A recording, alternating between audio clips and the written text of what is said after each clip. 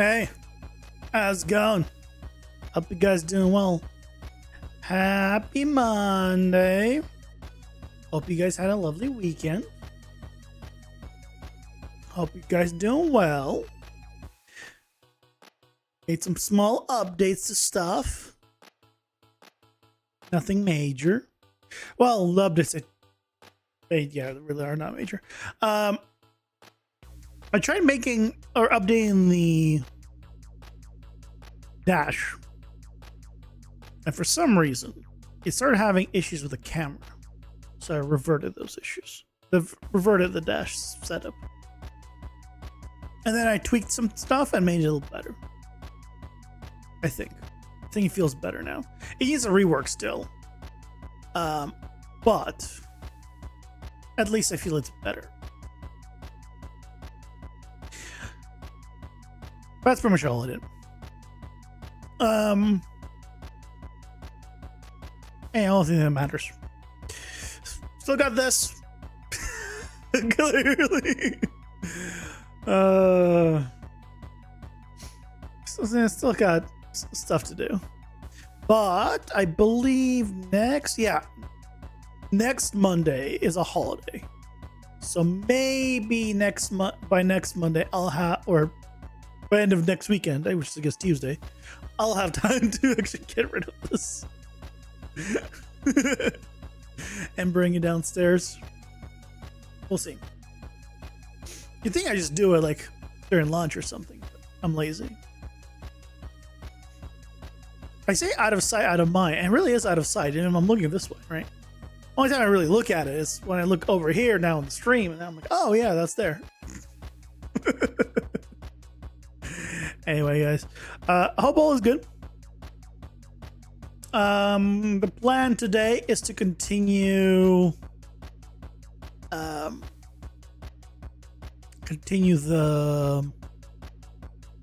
material stuff. So got a few to go. We got most of the stuff done, but yeah, there's just a few left.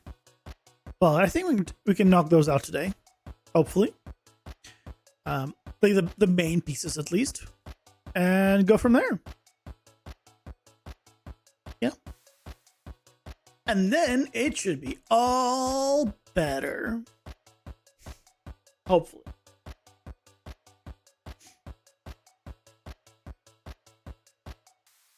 Wink. Also, I updated the thing. I actually updated the thing. Look at me go. Being good and stuff. It's like, it's super easy to do it too. Like, literally, I just update. I just change an image, or just change where it points to an image, and then just update a URL in one place. And that's it. I set it up to be very easy to update, and I still didn't do it last week. Oh well. We'll see how good I am about updating it. I have thought about adding in those little like creatures that like walk around, like people's names at the bottom. I might still do that.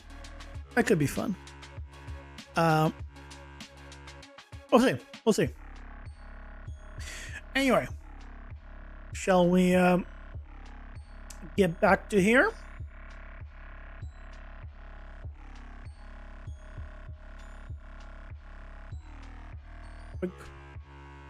So the thing that I did was, let's see if this. It now, I don't know if you see, it feels a lot better because you don't ever actually stop. So when you move, it's kind of like you continue moving. It doesn't really feel like you move, stop, and then go. So it feels a lot better. And I tweaked some stuff basically on the current setup for that. But today, there's a few things we want to kind of change the material on. Let's go over here. Our trees, obviously. We took care of these. Oh no, we wanted to update these, right? We wanted to do a custom one for these guys because we want a bit of dirt and stuff on the bottom. Yeah, so I want to do a layered setup for these guys. That's right. So we can do that. And then we have some stuff in some other levels. We gotta do. Yeah. Let's do those. Update the columns. And then, yeah, move on to the other pieces. Yeah, well, I'm kind of liking it.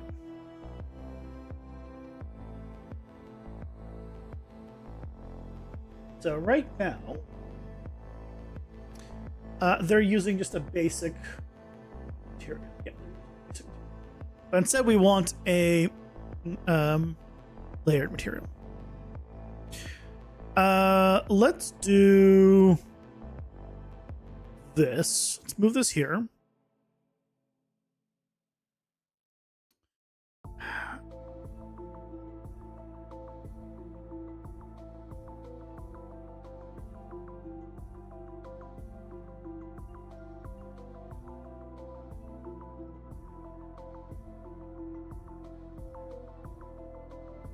Okay, and then here I'll do also material instances.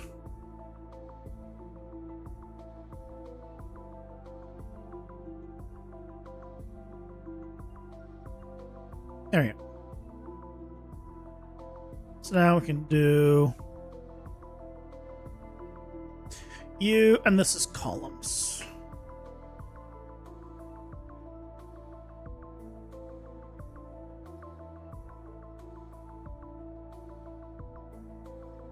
Okay, so all I'm gonna do is open you guys and assign this to all of them.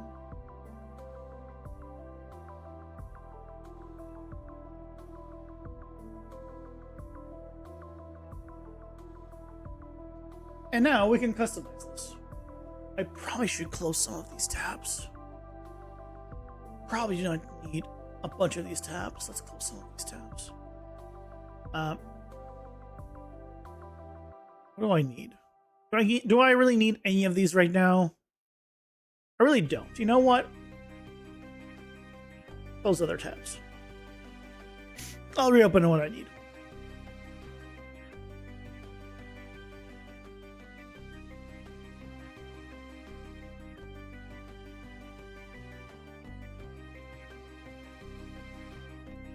Come on. There he goes. Okay.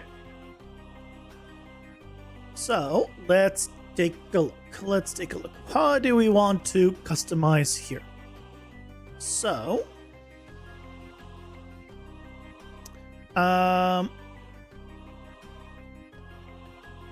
use these guys as the base layer.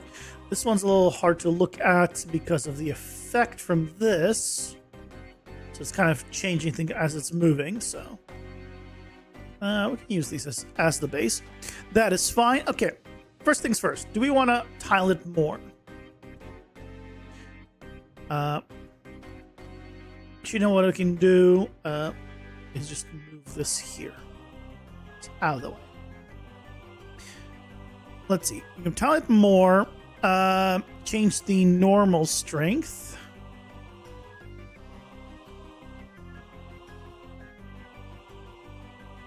I'll keep it mostly as strong. Let's try the other channels. Green, blue. I think green's actually pretty good. Okay. And then what do I want to do for the color and stuff? So what I'm thinking is we use this.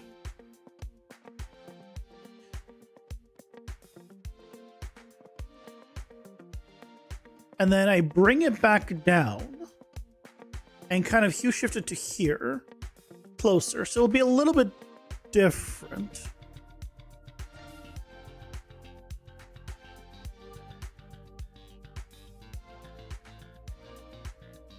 Do I want to do it that way?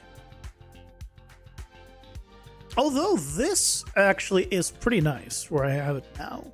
It's kind of maybe too desaturated, but where I have it now actually is not bad. A little bit of warmer. Maybe I want to do a little more of a hue shift towards.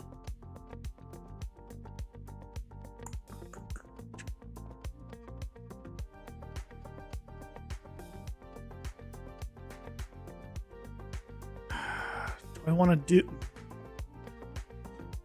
Maybe it would be better to just do this. And then tint it down. You know what? Let's do that. We'll do that. Then we can play with the contrast. Drop it a little bit.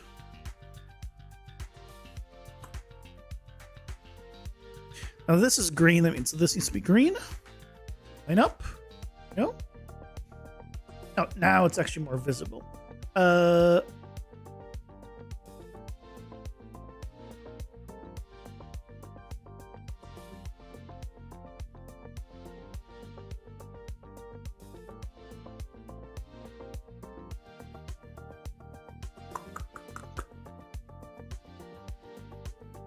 Can you tell tiling here?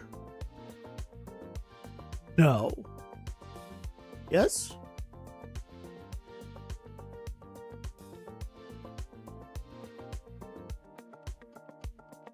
No, oh, this is the same one. This is this.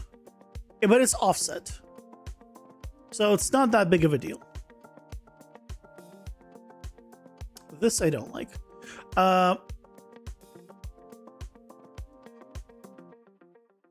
Didn't we fix the normal? Oh, it's the LODs, isn't it? No, it's soft edges. Why is it soft edges? Hold on. LOD 0.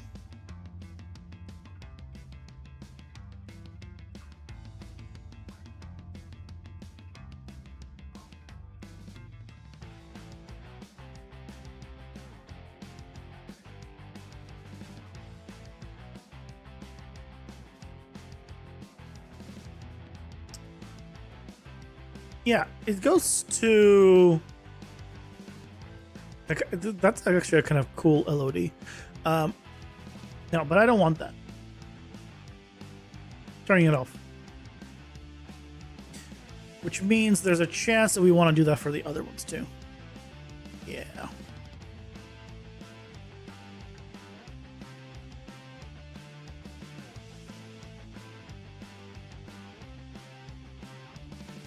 The distance is just not far enough because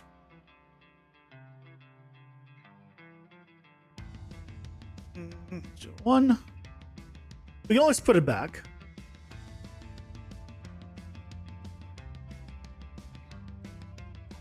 Did I go too far? I did.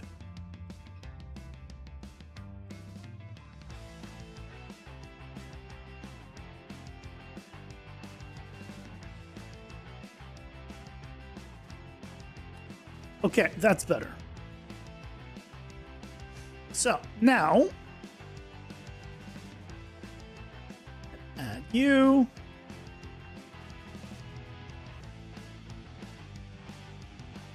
You. And what? Let's immediately just go texture. You on there.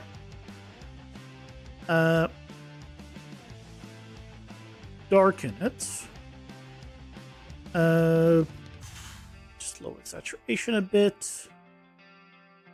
And now let's, with that's enough of a base, let's do the gradient.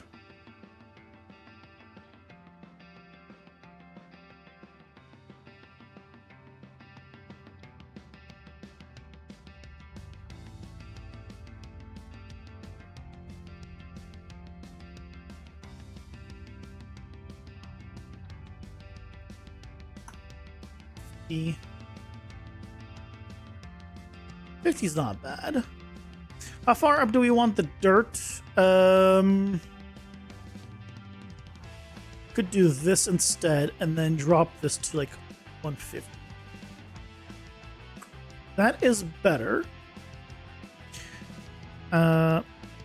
Ramp min at 0 since it's inverted. That helps. Then we can do, let's do like a little bit less actually, 100. Then we can do a noise.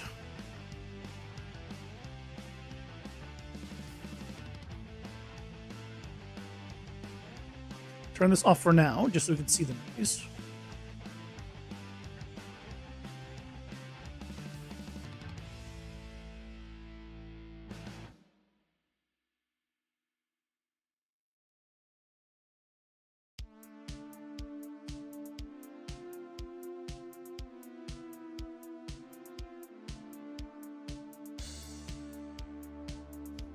All right, we can do something like this.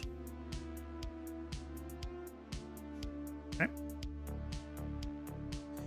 And then if we want, we can put a moss going up a bit higher.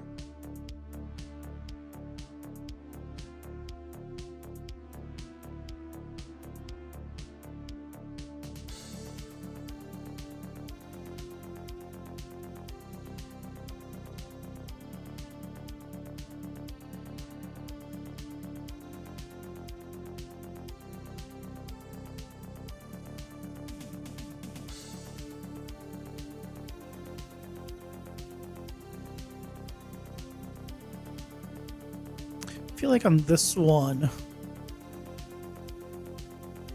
less tiling would be good.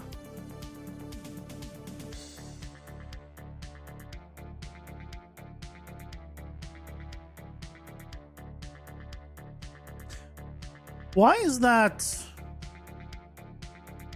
not doing what I'm thinking it should be doing? Hold on, what's going on?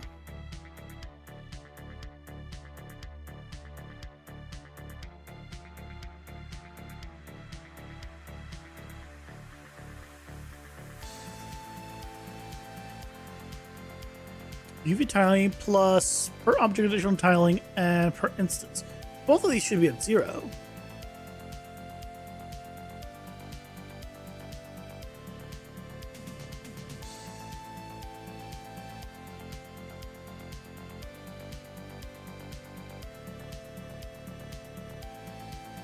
Oh, why is that at 1?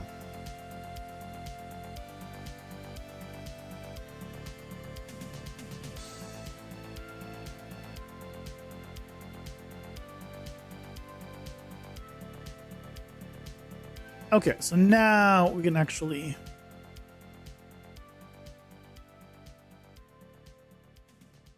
if we set this to 0, okay, there we go.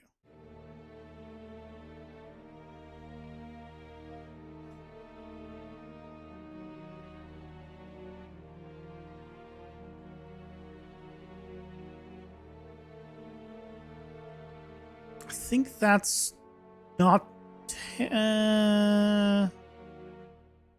let's try that for now.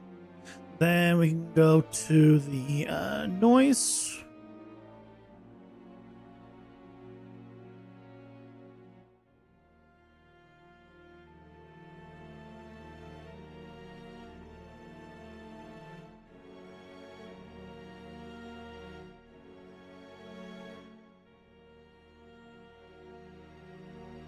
And now we have a few spots here. Let's go ahead and do a random offset here. Variation, so we can just break up where it kind of the dirt and the moss overlap. In fact, let's put the moss below the dirt so we have a higher chance of seeing it. So the dirt is on top of the moss. I call it moss, but you know what it is. It's just green stuff. Uh,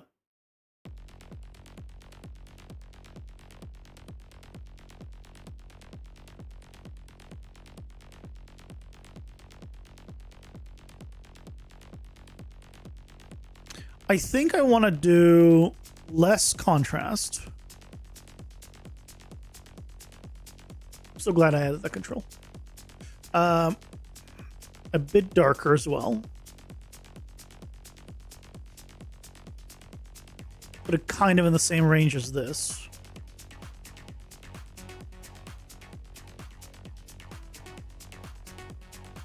And then I'll also do the mask of the height. I'm thinking.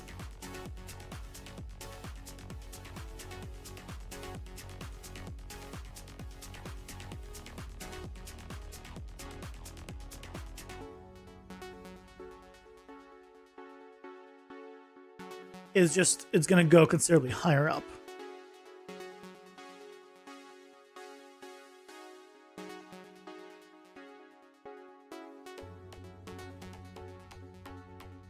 Now, oh, it's because ramp min. I need to change ramp min from being 0.5 default. Why is this not? There we go. Yeah, U0.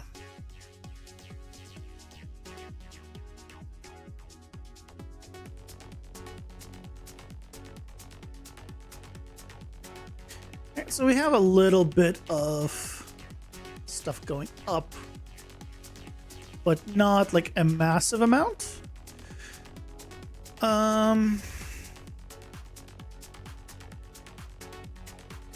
Just like this, and then maybe a little more.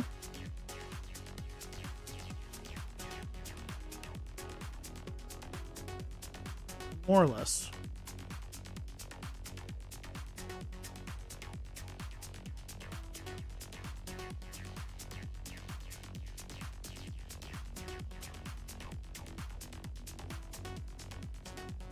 I feel like here is nice.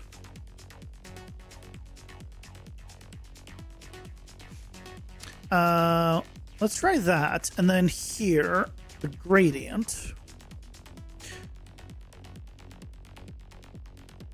You can do the gradient bigger.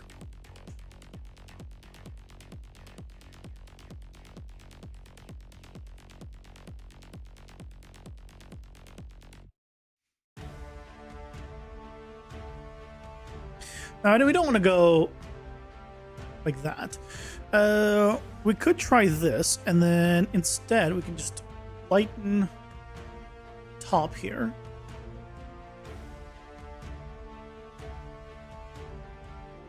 So the bottom is just a little bit darker. 800, 1.2.5.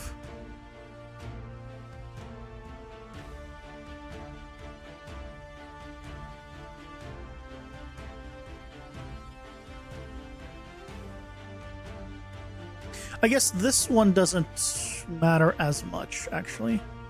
It can stay as is.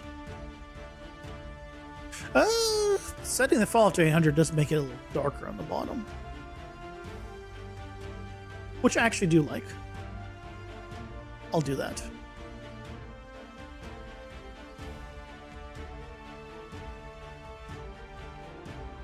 Yeah, I do like that. It becomes stronger. It looks like the main bottom layer still has normal's a bit strong. But I guess it is through the effect.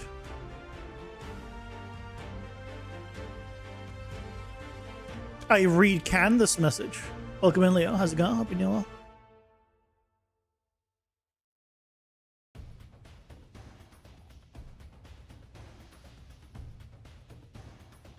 Yeah, sweet. Nice and procedural. Let's check this out. You understand attribute partition now? Good.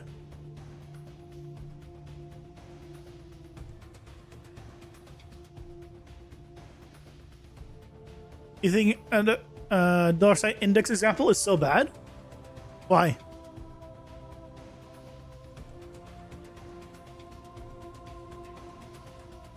Oh, I need to make it masked by default.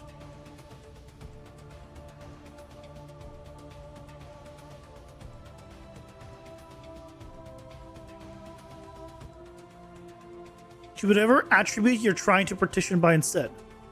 But sometimes you need to partition by index. Why is the index example so bad? Sometimes you want to go through every single one individually. For every point, do something different. Sometimes that's what you want to do. A lot of times that's what you want to do. Yeah, you can group them up, but if you want to do something different on every point, then you have to do index. No? See anything wrong with it?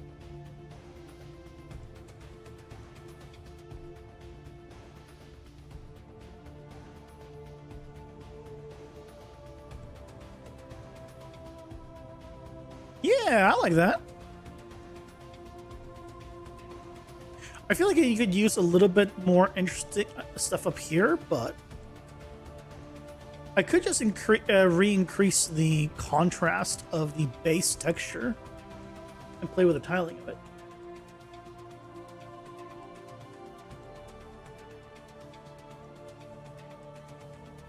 Makes you think you can only partition by index? But there's clearly, when you go and select the index thing, it clearly has all the options. Why would you think it's only index? Name server PCG example is CR like that? Yeah, because that's the most common one. For the basic stuff, that's what you're gonna want, yeah. In cases where, like, you're doing, like in my building series, I partition by the mesh a lot of times. But that's situational, right? But in general, a lot of times, it's just, oh yeah, I just need to do it on each one individually. There's no, like, unifying thing about them. So you do it individually.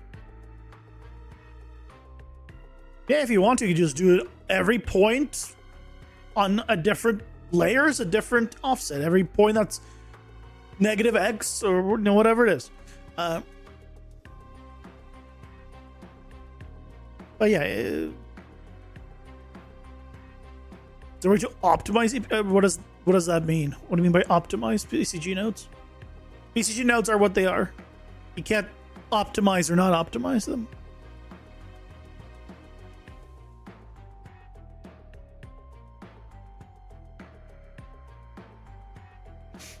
That's like, basically, that's like saying, hey, can I optimize this, where's a good example?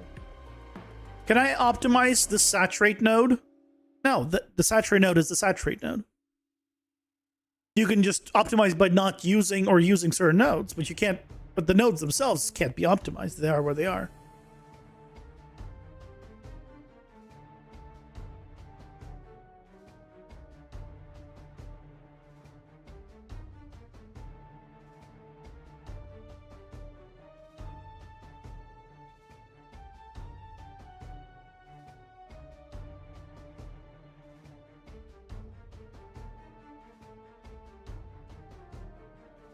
That's actually better.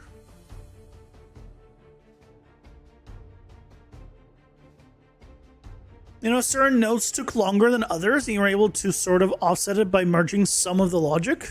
Yeah, but the nodes themselves, right, just take a certain amount of time. So you can use those nodes, or you can try to find other nodes. But you can't optimize the nodes as nodes, right? The node is whatever it is. There's always going to be a baseline cost. Yeah. Exactly. Like, if you want to have, like, more optimization, don't try to not use loops where you can. Like, if you can get away with not using loops, you do it. Again, only for runtime. Because that's the only place it matters. But in certain places, you have to use loops, right? If I want to sample every single data asset on all of the blueprints in an area, right? And I want to do something based on the data assets that could be unique on every spline. Now I have to partition by every spline, so I can read its information, read its data asset, and then do things accordingly, right? I have to loop there. There's no real way around it. But there's sometimes when you don't have to. Hey, Stormrun, welcome in. How's it going? Hope you're doing well. Loops are expensive then? They're more expensive than not using. But that's true for everything, right? It all depends on what you're having in the loop. Like, what I mean, like, right? If you were to do something simple, then it would be, let's just say, moving everything 100 units up, right? Something you don't need a loop for example, right? Moving things 100 units up. Looping on things is more expensive than just moving everything 100 units up. Obviously, because then you don't need to attribute partitioning, you don't need to like go through the points multiple times, right? Whatever it is. But again, there's certain things you have to use loops for, so don't feel like, oh no, I have to avoid loops. I don't like that logic. You use loops where you feel like you need the loops, and you try to find ways without loops when you don't need them. And that's it. But yeah, don't feel like you have to force yourself to not use loops. I feel like that's like, things are there for a reason, right? You can choose not to use them, but that's a choice, not a requirement. You got nervous earlier, your computer ran out of space actually at 0, and you moved your Unreal project to an external drive. Works fine though. Well, I'm glad that it's still working. Yeah, you might want to clean up your computer and remove some stuff. That's, if you're playing with fire on that one. You don't need the loop for the same transform points logic? Yeah. So this is what I was saying. Where you can do transform points. Here, I'll show what I mean, right? If I did a ECG graph here. Right, if you did a create points node, I create points grid, and then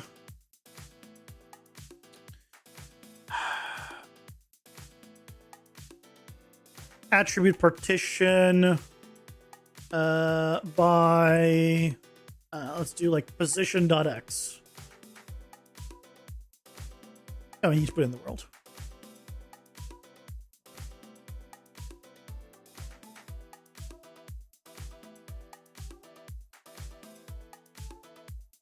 Right, so now I have all this data with different amount of points. If I did a transform points now, and I want to do like a get I want to do a, I guess I need to do a copy attributes. Let's do so I want to move them all by the index amount. Index to offset. To attribute set. Oh, I guess I need not copy. Add attribute.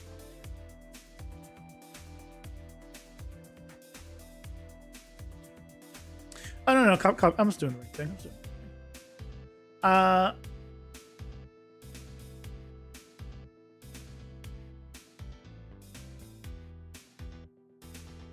Why are we? Oh, there we go. So this now has the offset, right? And if I try to put this into offset min, offset max, right, it's going to complain. It cannot work with all of this data. It'll only use the first things of data for this, right? So you need a loop for this. But what will work is doing a add attribute math operation.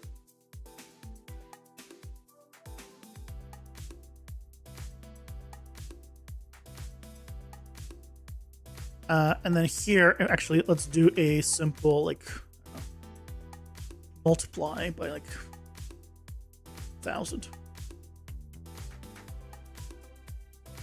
And then this will do point position.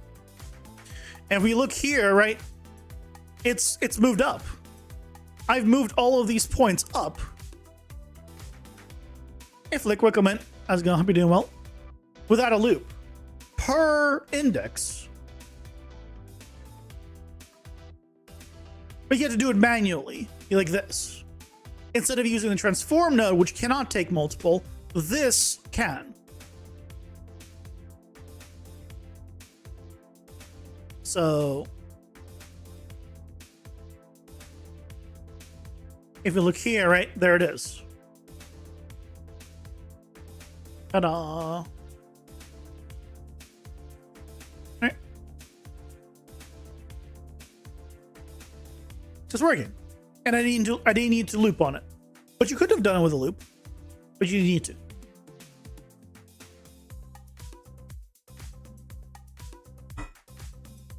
Finally got Starling. Took about 5 minutes to set up and start working.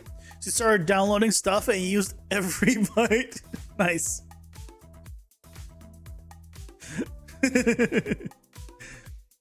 Wouldn't be issue be that it's going the same value for each point.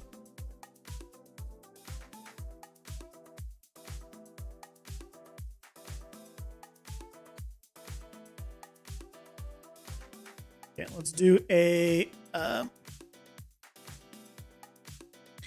attribute noise.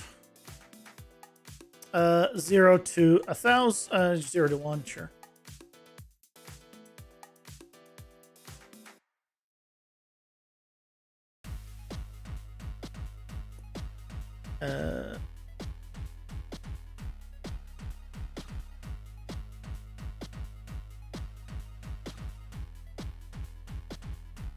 I need to output this.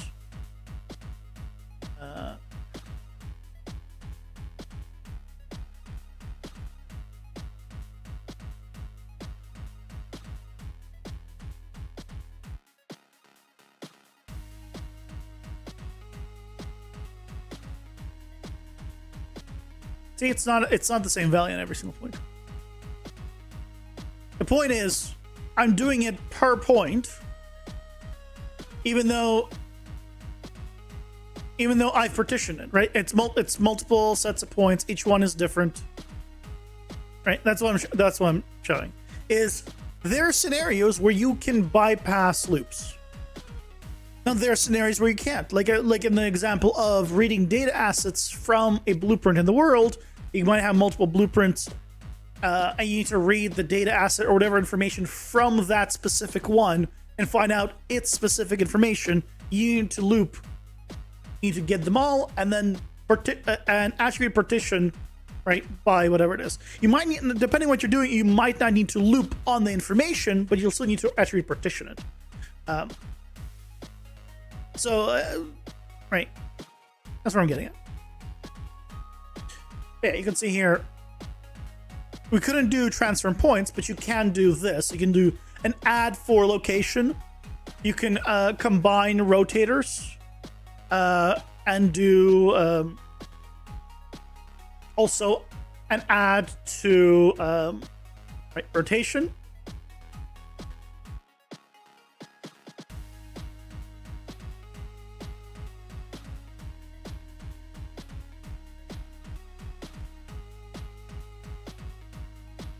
Oh, it's not add. You have to do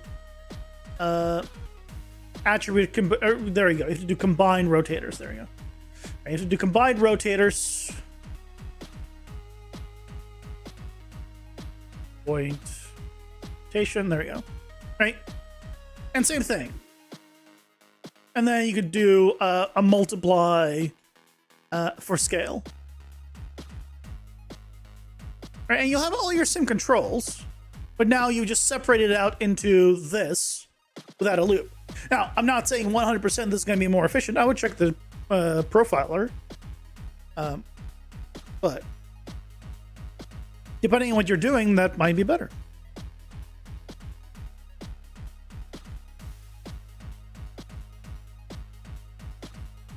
If the only thing it's doing is transform, then you can try this.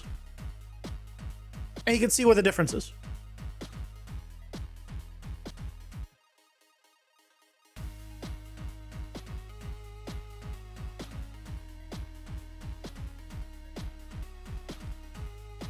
Hope that helps.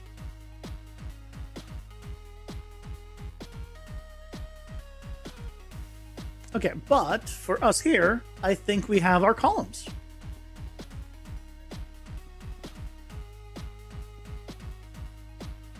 I think the columns are now much more interesting. They work well with the world. This one, I like how that's broken up. This one has a little bit of dirt on it. I think we're good here. Okay. So, I see you, LOD. Guys, LOD way too much.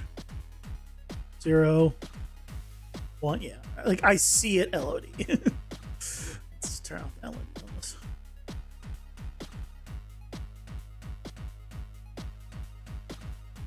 Considering how far up the camera is, it's too noticeable.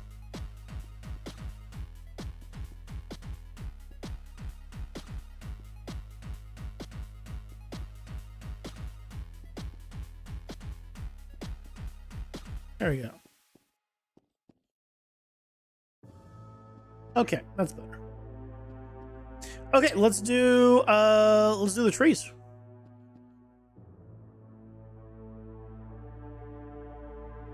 Theoretically, we just use the base trees here.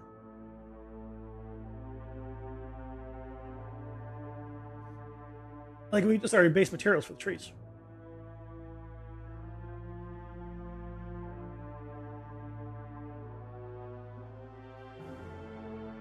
Right now, everything is also is less than 0.1 second of prep time, but the loop is a whole 5 seconds. Yeah, it shouldn't need 5 seconds. What are you partitioning by? Are you doing an attribute partition for index to make sure every single one is random? Mesh. But okay.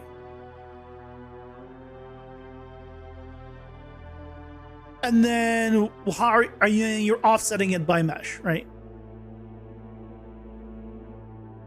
Because the transform data is unique to mesh. Got it.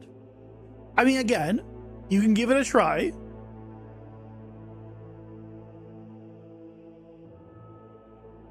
And theoretically, I mean, it can work. I don't remember 100% if you, for every scenario, from the top of my head, it might work to do what I did. Give it a whirl.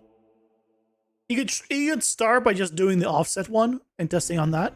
And then if that works, then you can do the rotation and scale, obviously.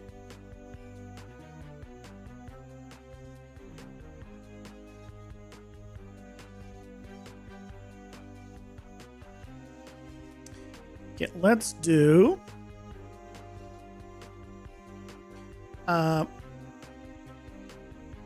we'll need a brown one. So let's do tree trunk.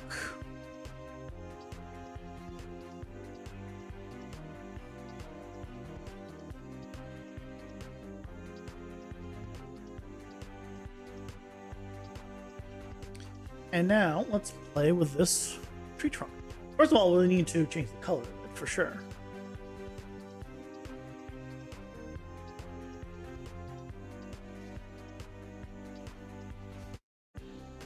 You know, more tiling on this one actually is kind of nice. I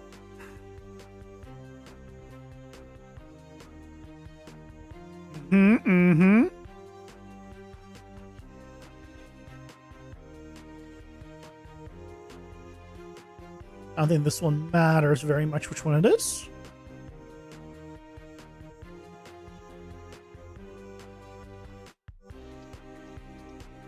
And we can keep this one full strength.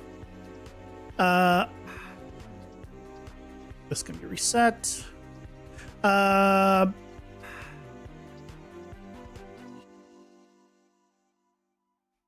This one's, I don't think it has any effect here.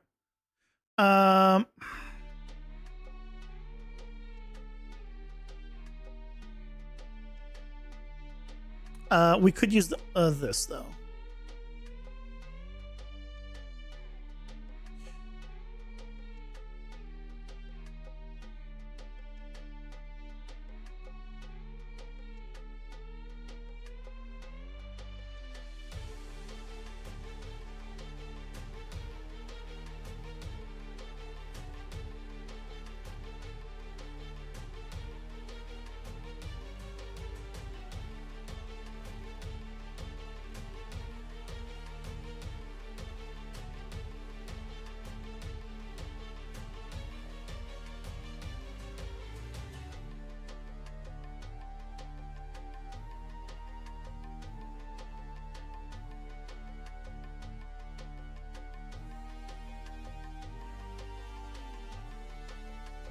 Okay. Maybe a little less saturation.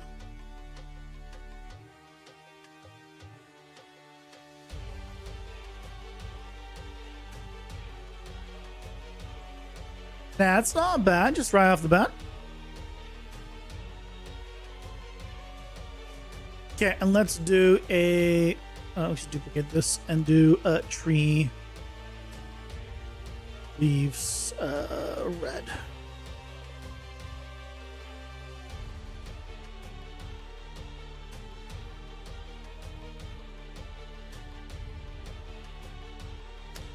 And we'll apply it here.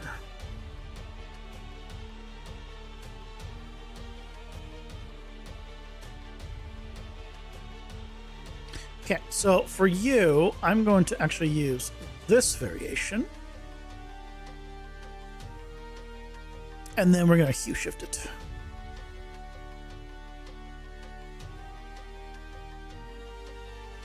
We also need to set the saturation, maybe even bump it for now, just so we can really see the color.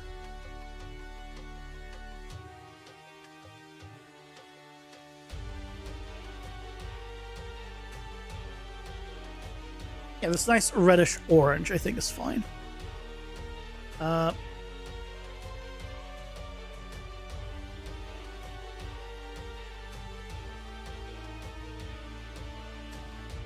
We have a few like green ones, which is actually really nice.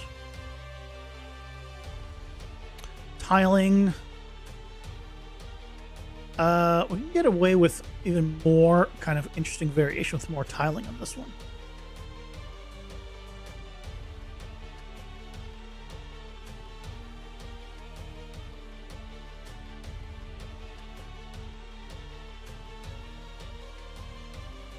This is fine.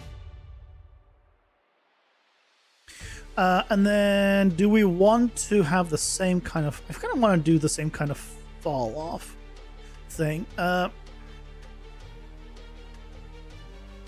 just want to have it go as dark on the bottom, but it'll be a little bit. And then we can do a slightly brighter top.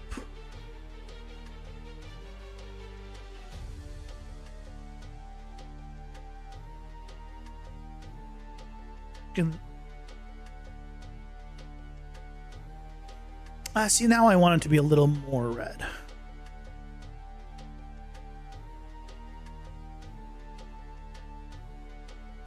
I think that's nice.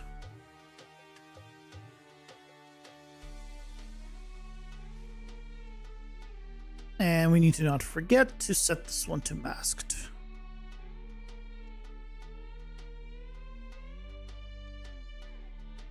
Let's take a look.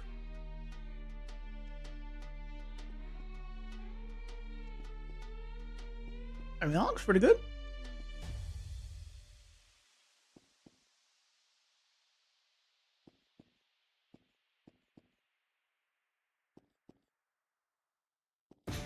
I mean, I feel maybe it's a little bit a little bit dark.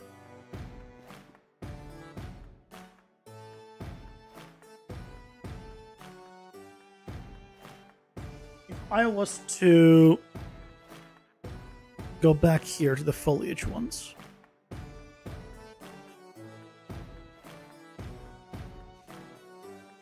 Yeah, the original ones were far more like purplish red. Let's try that. Actually, here, I'll reassign them here so we have the reference.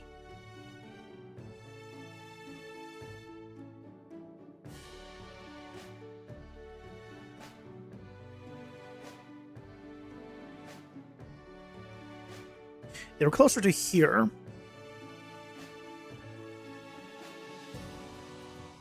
I think they were a little more purple, but they were like here.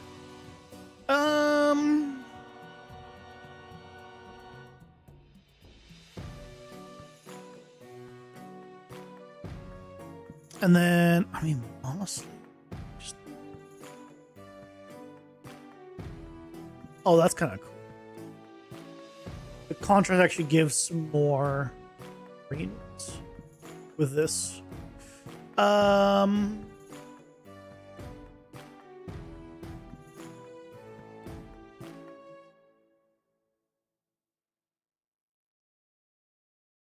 we can remove the green ones effectively.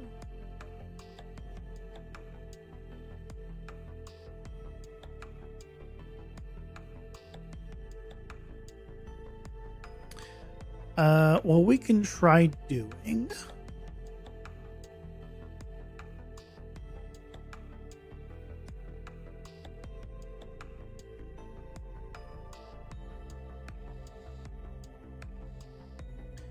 It's going to be uniform, so I might as well put that at 1.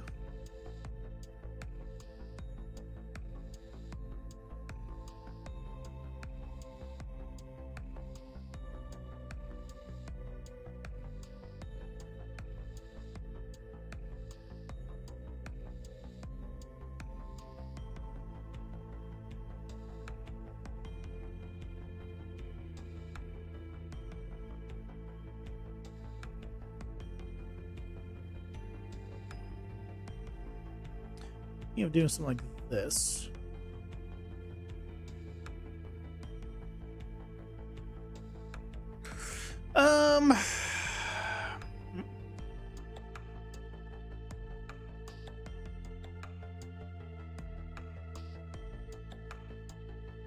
Fancy tree, thank you. I'm trying to think of where I want it to be visually. I feel like actually right there is pretty good. I mean, we have some pinks, a little bit of green there still. I think that's not bad.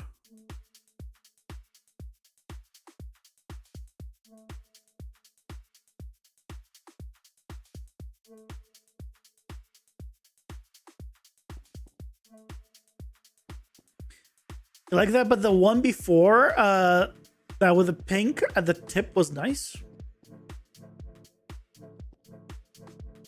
Let's see. Oh, this was pink at the tip.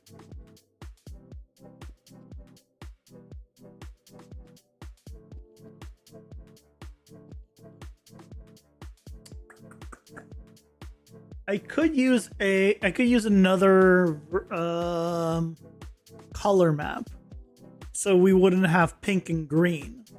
We could have something else potentially, or like just variations of pink and red, orange.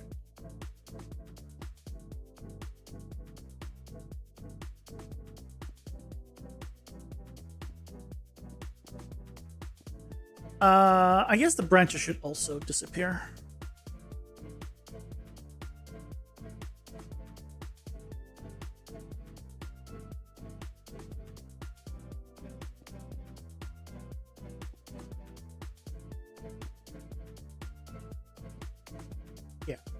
Yeah.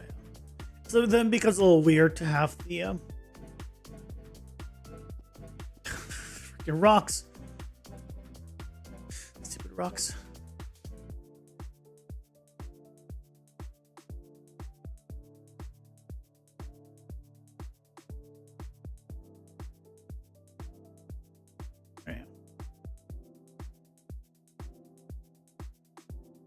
Let's try,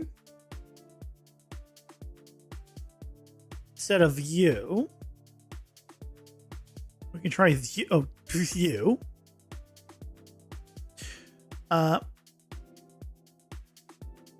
So we have a little bit less variation, but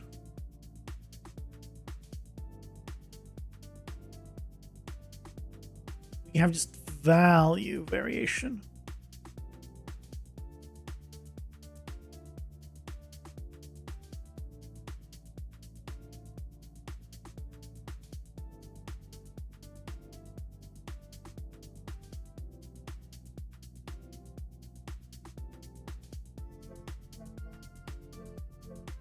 Do we like that more or less?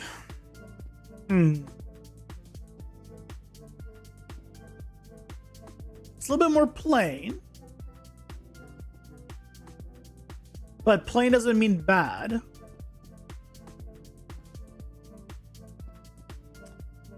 But I feel like the other one was better.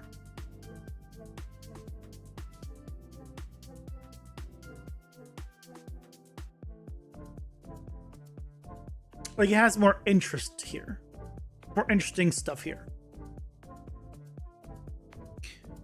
And the variation A would have the least interest.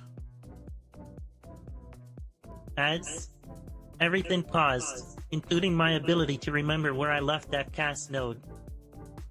Yeah, where did I leave that? I don't remember.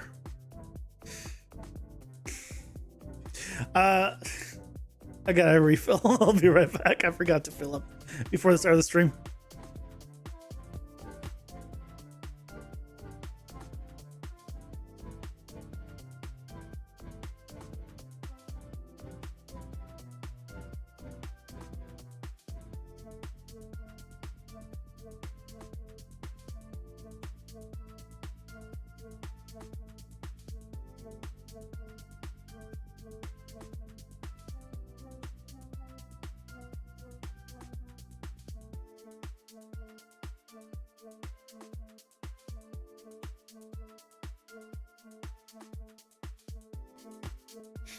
Okay, I'm back.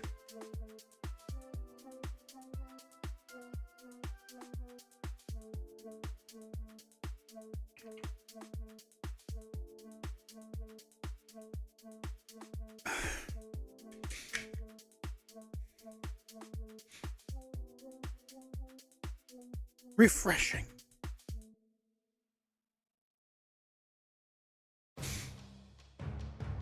You like this material? How pretty and pink and colorful it is.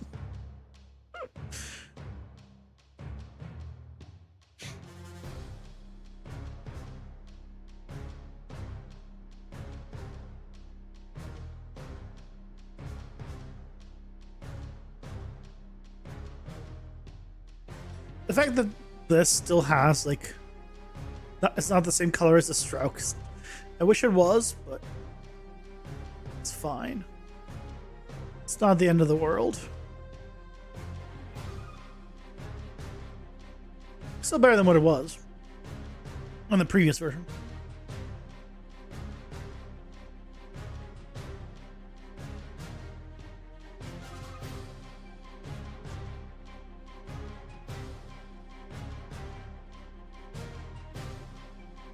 Ooh, I could probably put the same column material on these guys.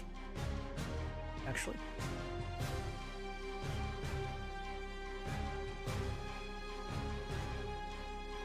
Probably put the same material on these guys.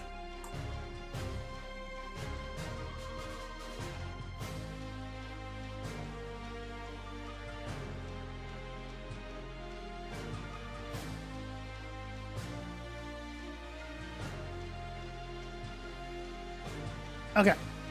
Ads are done. Let's take a look at you guys.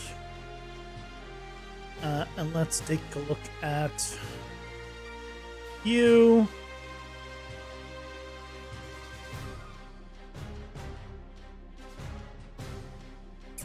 The values don't work.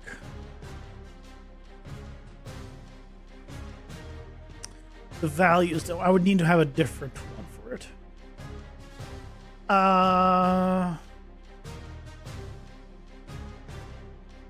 So I could make a child duplicate it and make one for it. Let's do it. Columns do podiums.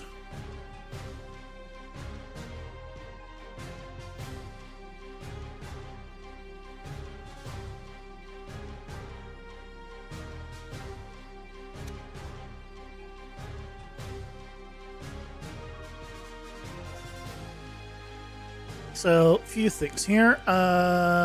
Let's start with Share the Moss. I mean, the moss is kind of okay, but I feel like it just needs less.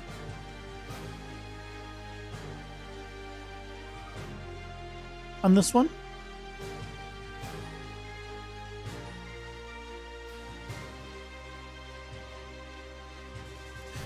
And the dirt honestly can go I mean, right now it's going all the way to the top.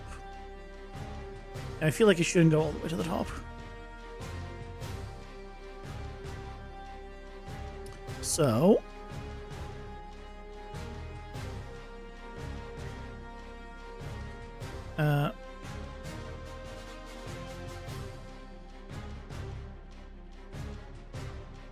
How tall is this?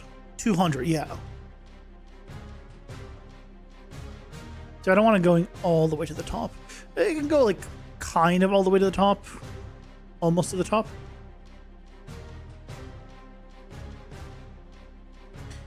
Is this podium one still? Oh,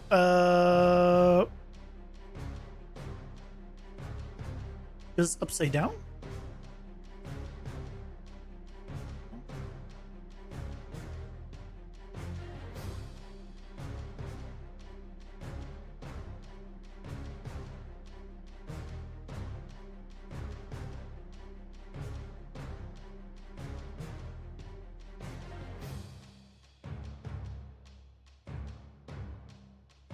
Why do you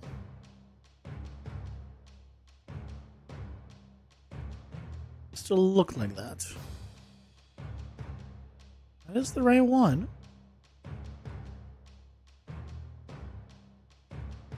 Your scale double.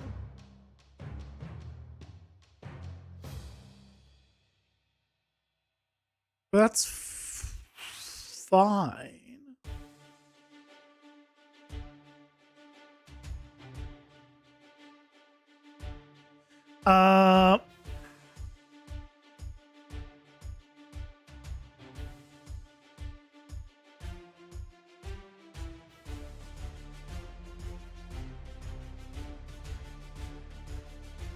The question becomes, why do I still see you?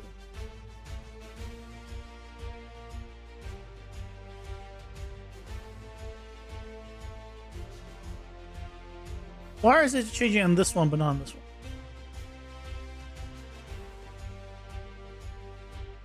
Oh, hold on. Oh, you don't have any custom primitive data on you?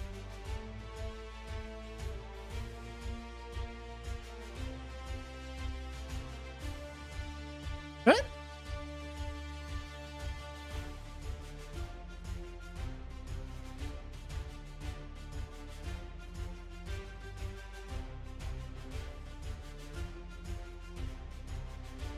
What?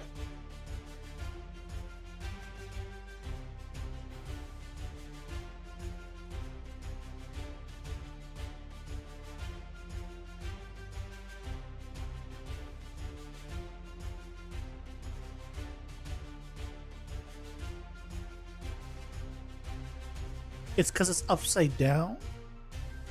Because it's upside down, it's thinking everything is below it. Because it's based off of the pivot point. Ah. Got it.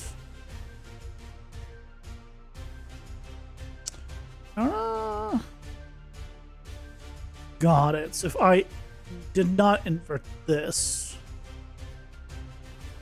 Don't have dirt here, but not dirt here. Okay, that makes sense. Now it's making sense.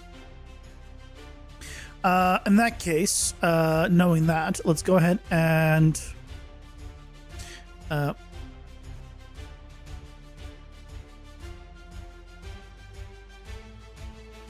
to reduce the amount of dirt here.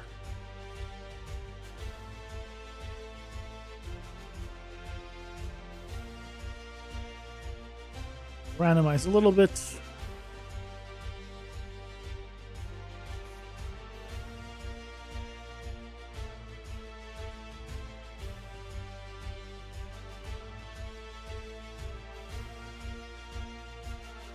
I'm not trying to intentionally line. I mean, I am lining this up, but I don't really care in the grand scheme of things.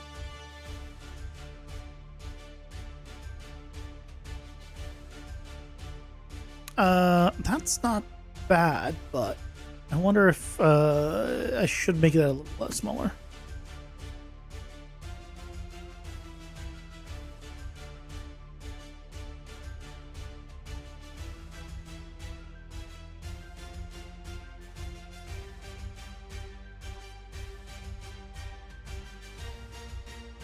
I mean, that's not bad though. I kind of like that.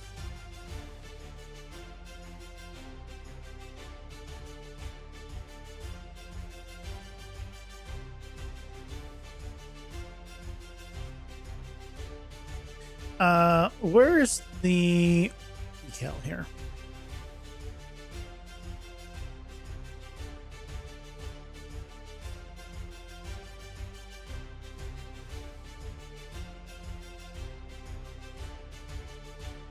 Okay. Could randomize this a little.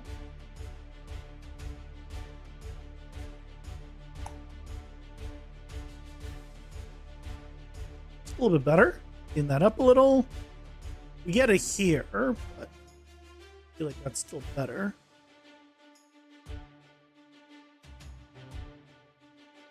Or a little less on the podiums. If one of them has it, that's not bad. Yeah, we can do that. I think we can do that. Let's take a look.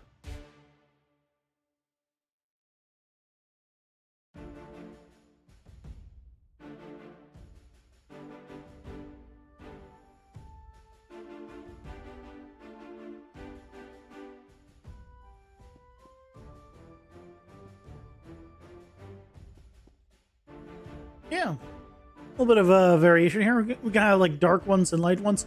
Obviously, when they're regular podium standing up, it won't be this big of a variation. But nevertheless, basically these are the upside down ones and these are the regular ones. Sweet.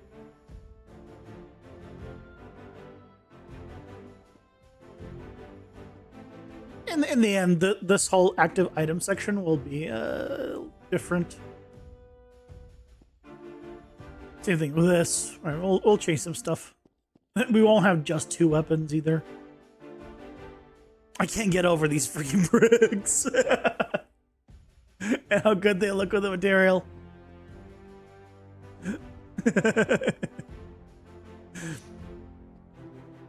Okay. I think that's it for this place. Okay, looking at the trees now, they're too big. They're too big.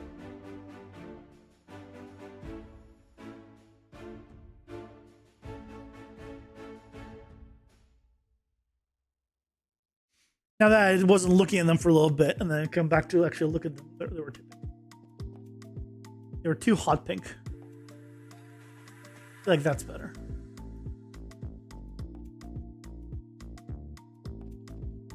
Yeah, I feel like that's better.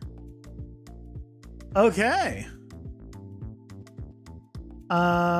Is there anything else we need to set up the materials for here? I think here we're good now. I think we've taken care of everything. Okay.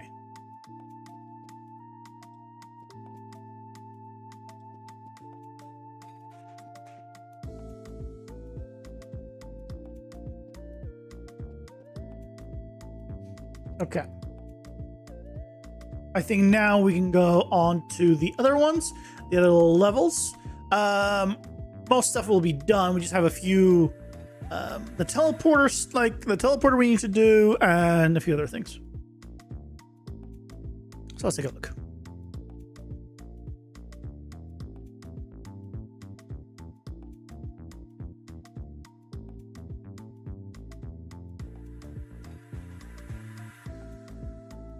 There you go. We can start with this thing.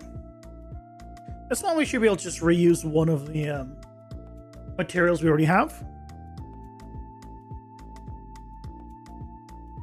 Another we could try the layered one, honestly.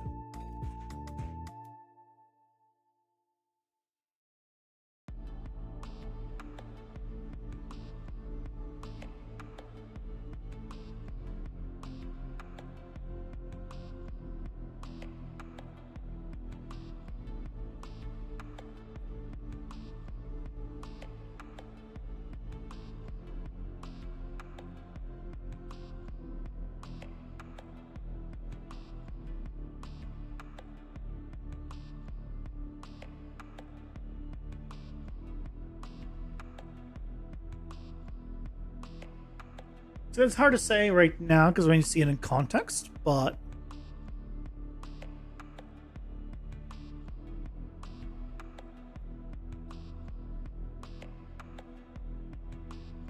I feel like I just get away with even using the same statue one. And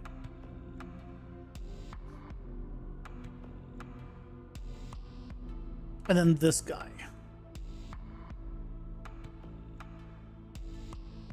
I'm gonna apply the same statue here.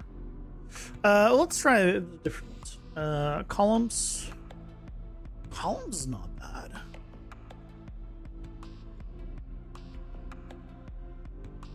Columns and podiums, both our thing are fine.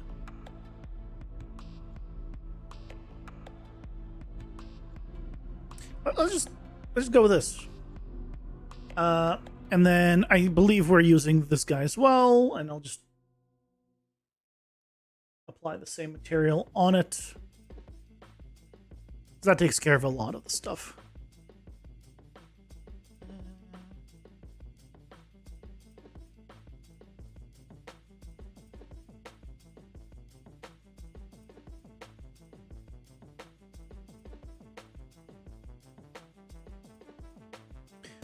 I have a feeling I need to fix the normal on both of these guys.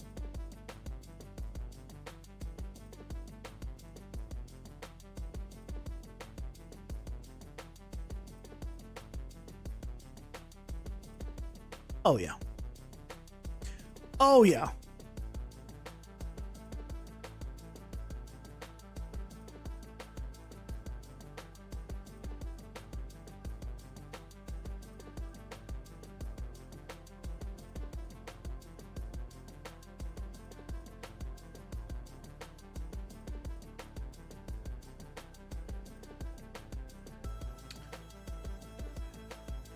You don't look great.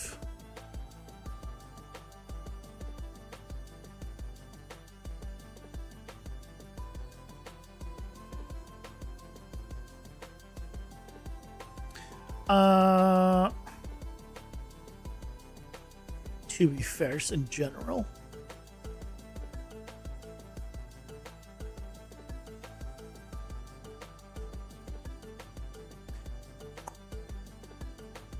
We'll see what this looks like in context. A little concerning on this one.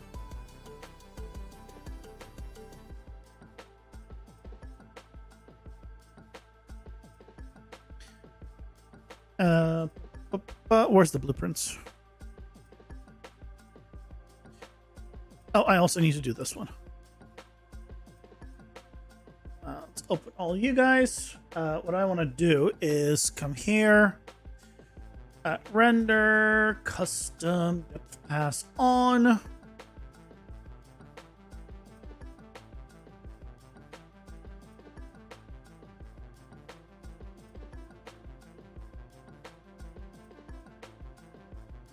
all of the static meshes.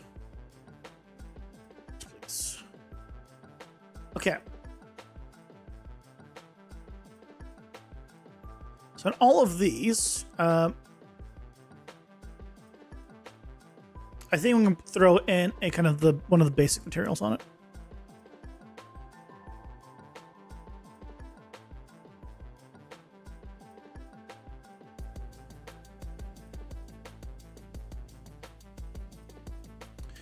Ooh, but it does need to tile more.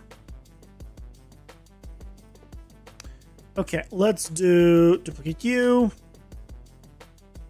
Instead of paved path, this is going to be, what is this thing called? Room circle.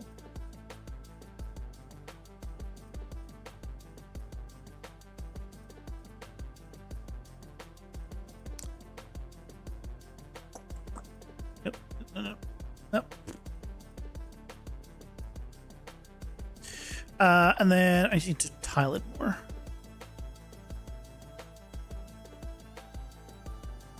Yeah, let's tile it more.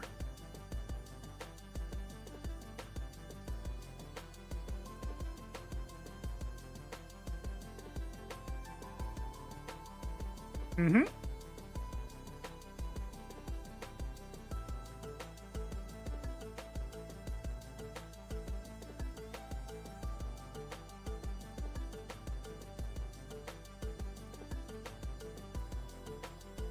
We'll see how that one looks in the world. Concerned about that one. Oh, and we also need to fix the normals on you.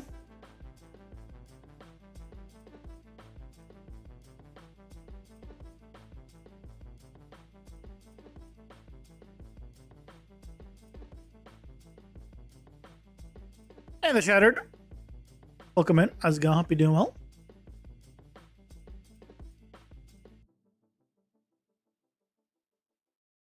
What did you join in on? Me working my game.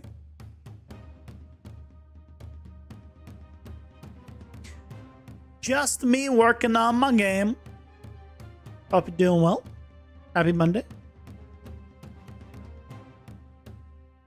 Okay.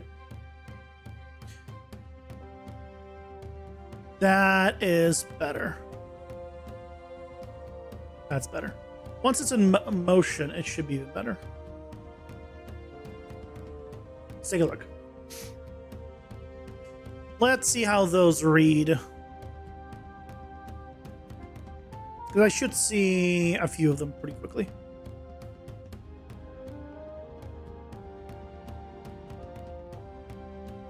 Body!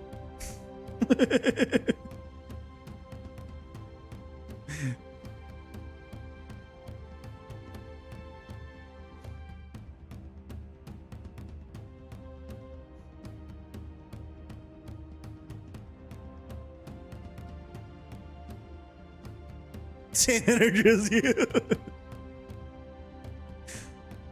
Good. These guys are fine. Let's take a look. Yeah, I think this one's reading relatively well. That's reading pretty good as well. Yeah, I think that's all reading well. Oh, I do have a level I forgot to swap those out. Oh, there's a few levels where I forgot to swap these out. This is interesting. Huh.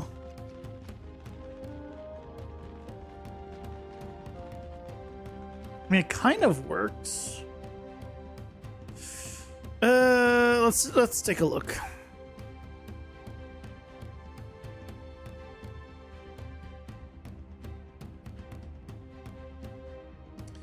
I want to take a look at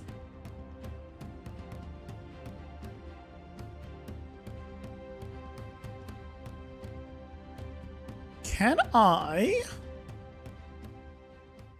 Where's the decal? Is it this decal? No. This decal. Yes.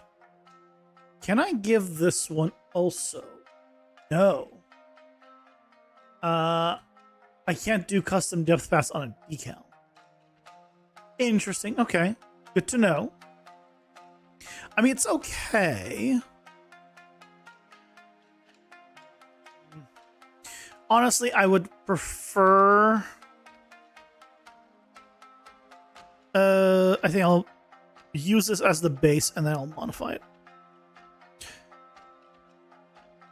Instead of columns, this is going to be a teleporter.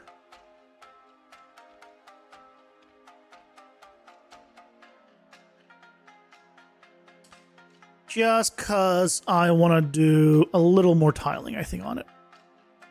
And also, a little less here.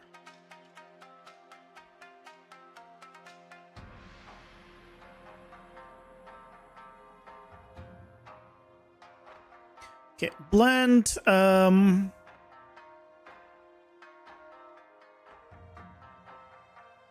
View, gradient. A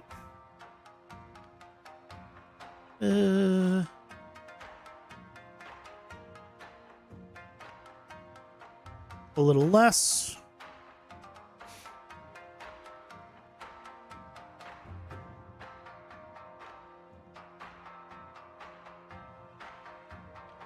Let's go here, and then you.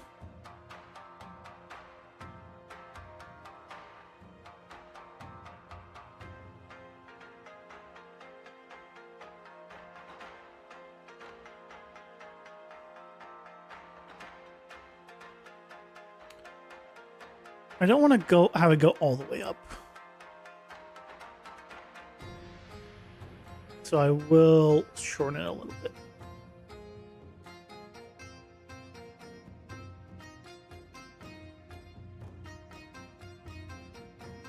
Like so. I think that's better. And then we could adjust the tiling.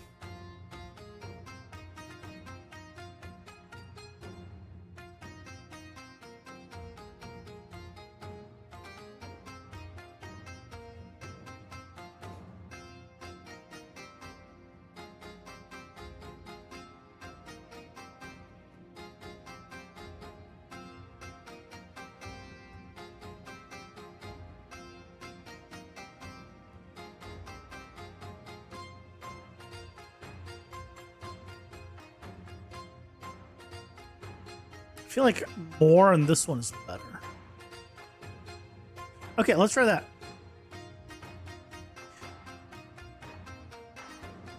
Let's try that. Okay.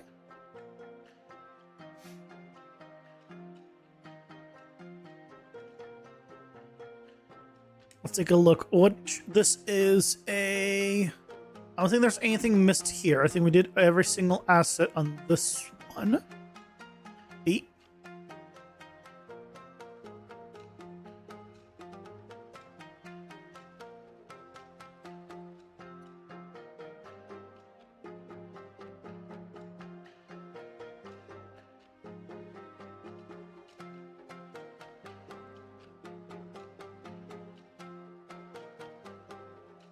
This one used to be the masked version. I don't think it is.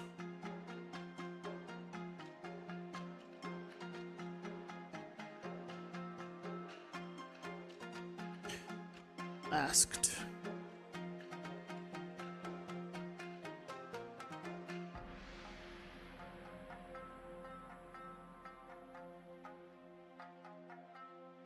So you two. Masked, please. You. Everything else good? Everything else is good here.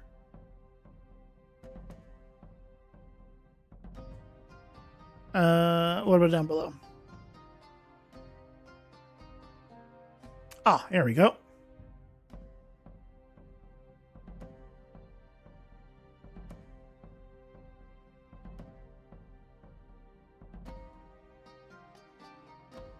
Good reset. And you, I just missed, so just apply the same material on you.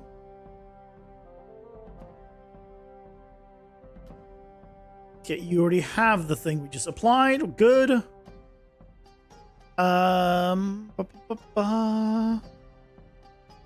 Think that's everything as well. Okay, good. Next one.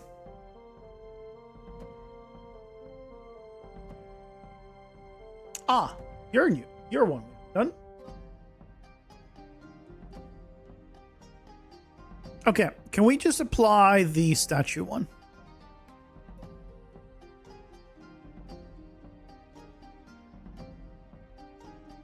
Or podium one? I imagine we can.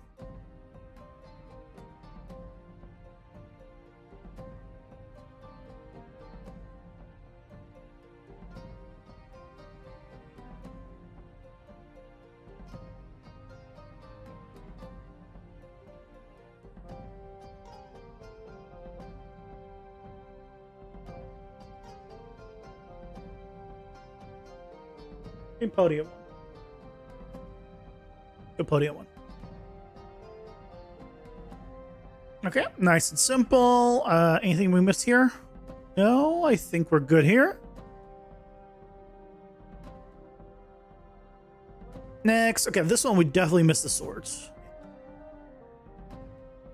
So, select all of them. And please replace all of them. There we go. Okay. Any cubes, floating cubes I missed? No.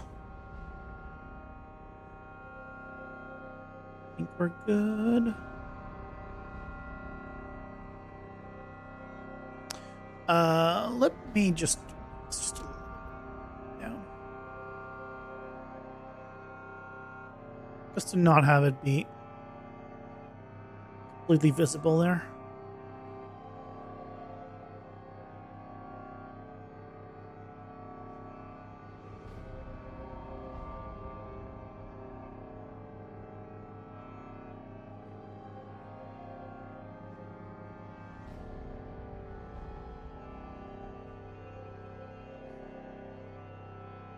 Okay. Next one, spawn. Spawn we're good on as far as I know. Yeah, we just did this. Yeah. I think we're good here.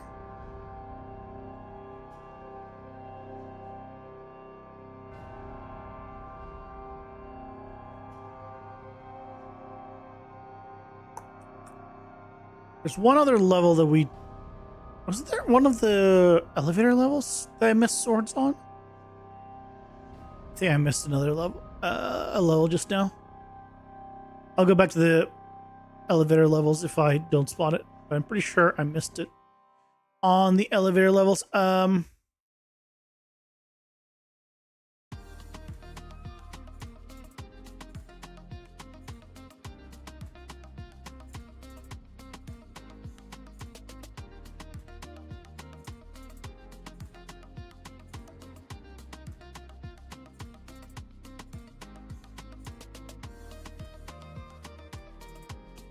Okay. So you are good now.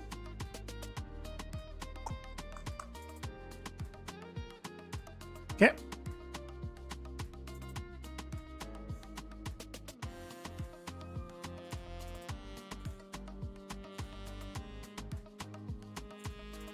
You're all good. You're all good. Love to see it.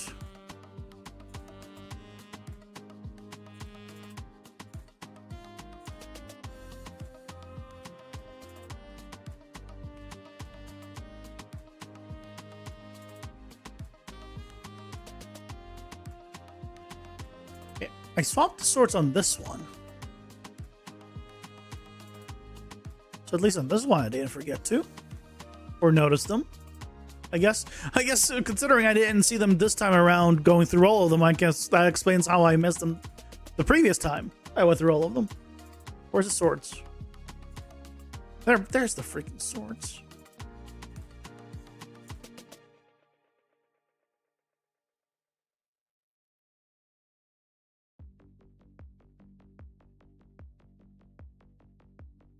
There we go.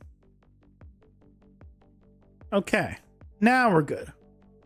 Okay, so that should be every single material for every single object right now in the levels swapped to the correct one.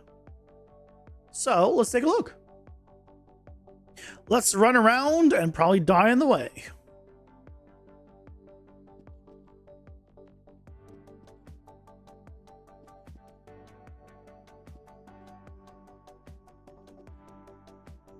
Thing over here, I think it's working pretty well.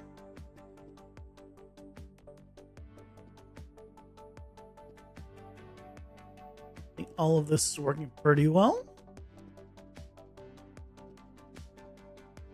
Why is it like... Why I did not line up the stairs? Hold on. Really?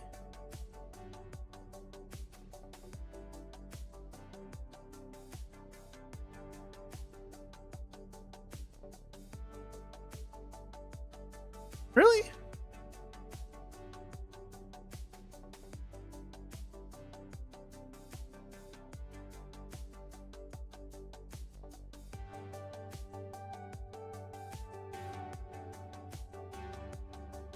Or is it because this is just randomized to be very high there?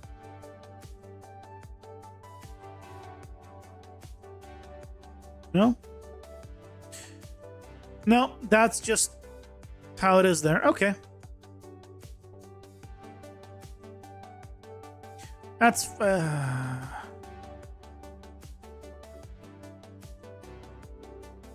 damn it. We can do, I guess,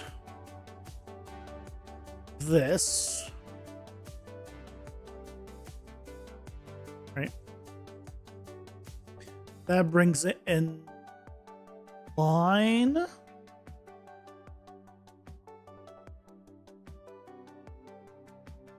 Yeah, that brings it in line. Okay, let's adjust.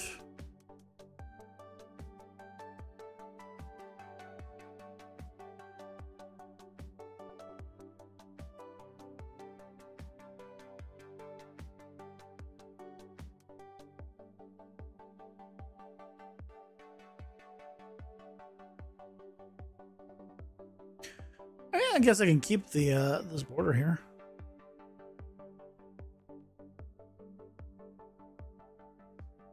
Hey, Mr. Avalanche, welcome in. How's it going? Hope you're doing well. You've been developing for a while now outside of UE and in UE for a few months, trying to draw that separation of concern for the player character versus player controller. Question: are you doing single player or multiplayer?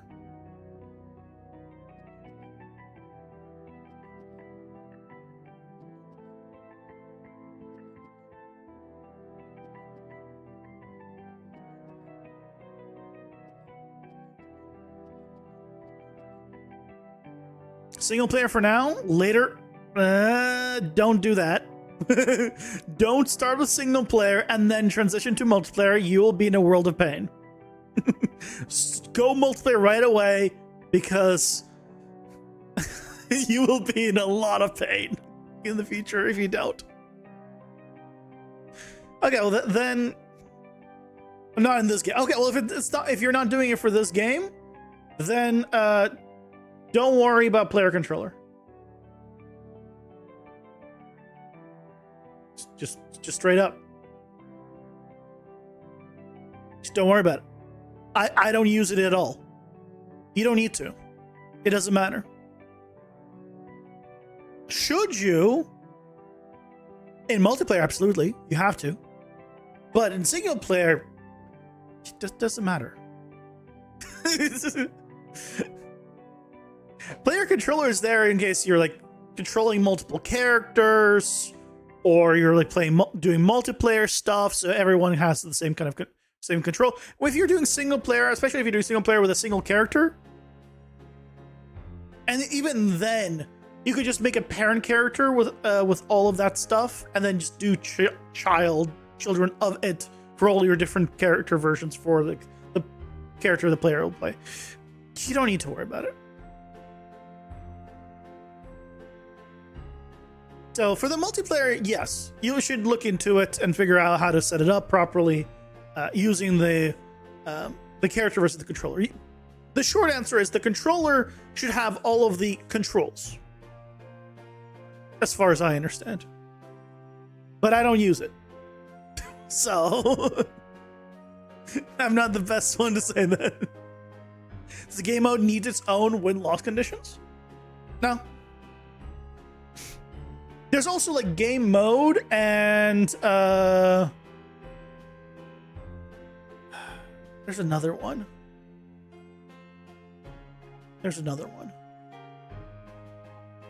What's the game state? Yeah, that's the one. So game state apparently is where you put all your variables a lot of times. And game mode is where you control like the game mode itself. I put everything in game mode. I haven't used game state. Again, when you're doing a single player game, it doesn't matter. It really doesn't. It's gonna run regardless.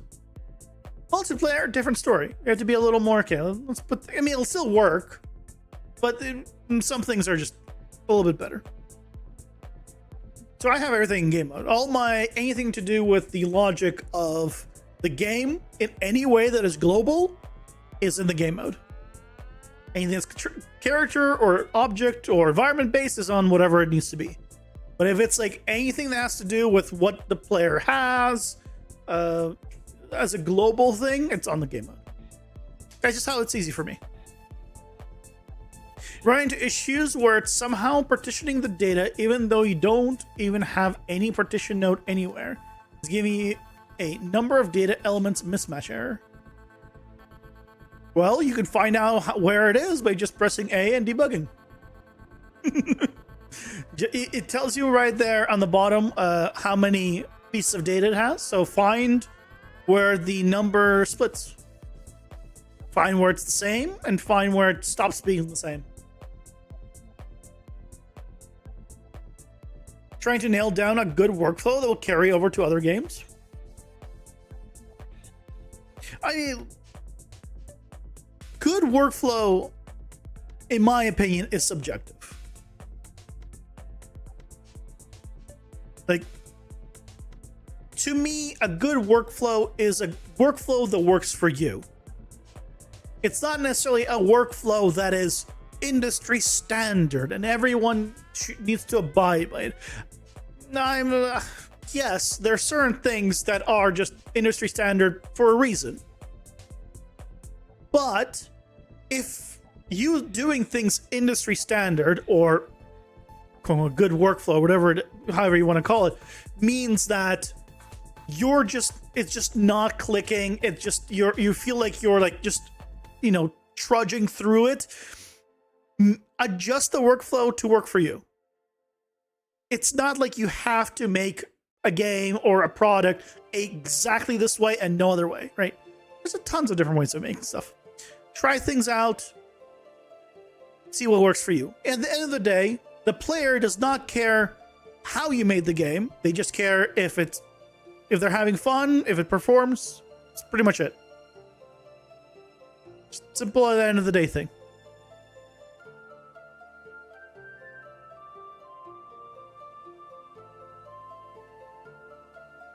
Player controller is a built-in engine interface for the player character, the brain of the operation, which in turn can be placed on the player or parent actor, which is basically the same thing. Oh, yeah, absolutely. I'm a big proponent of do what works for you versus do what everyone's forcing you to do. Personally. Like, certain things, yeah, you should absolutely, like, if someone says you probably shouldn't use event tick for creating a blueprint interface, that is a very good advice, right? You should not be using create a blueprint interface on tick. But if someone ever says the word never, I throw it out the window. Because if you're just getting started and you don't know anything about Unreal, you're just learning yourself and you're trying stuff and you're doing it and it's working, continue. You will learn better as you progress. You don't need to feel like inadequate because now you're, not doing things the right way. Just, hey, continue on. You will make mistakes. Everyone makes mistakes. I continue to this day to make mistakes. You will learn from it, you'll improve, and you'll get better. So, when someone says never do something, take it with a grain of salt as, yes, some things you shouldn't do, but that means you can never do it under any circumstance. You absolutely can. And over time, you'll learn what things you should and shouldn't do for you, right? What things work and don't work. And in general, yes, you should not be create blueprint interface or creating material instances on tick, for example. Yeah. But if you don't know that at the beginning, over time you will learn it. Simple as that.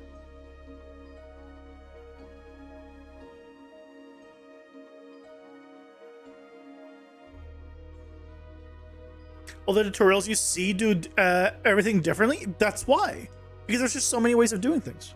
If you plan on multiplayer, learn player controller. Even in a game, you don't plan on doing it as multiplayer. That's your take, at least. Yeah, you absolutely can. But you also can just learn it in the thing that you're going to be using it in. Because the one difference is, if you do it in single player, you won't notice if something is done wrong because it'll run regardless. But if you do it in multiplayer where you have to get it right, you will immediately notice if something is wrong. And it'll be easier for you to be like, oh, that's not working right, let me fix it. Versus, oh yeah, it'll work regardless. So, you can. I'm not going to stop you. In some regards, Flick's right. But again, plus and minus. Plus and minus. You gotta decide for yourself.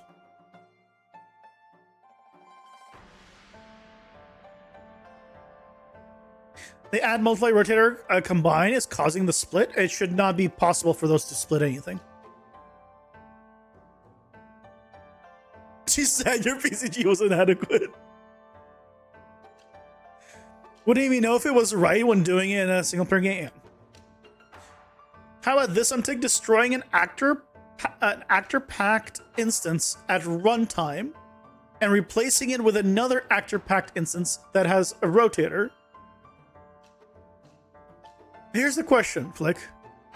Is the game fun and does it perform?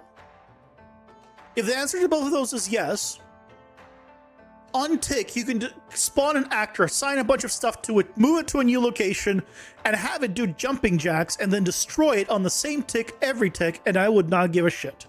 And I'll tell you this, players would not care either. Because the game's fun, and it performs.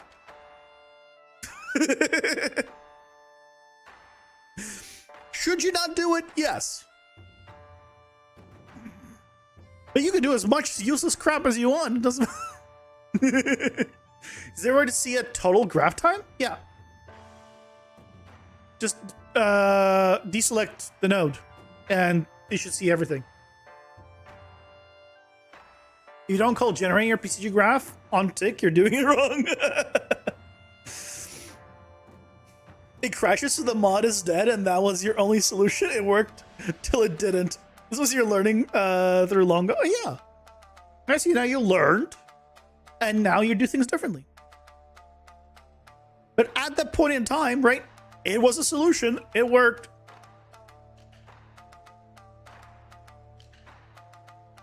The great example that is there is Undertale, right? It's one of the best examples. Giant switch statement for the entire game. Who gives a shit? Undertale is a fantastic game. How you do it doesn't matter. All that matters is the end result.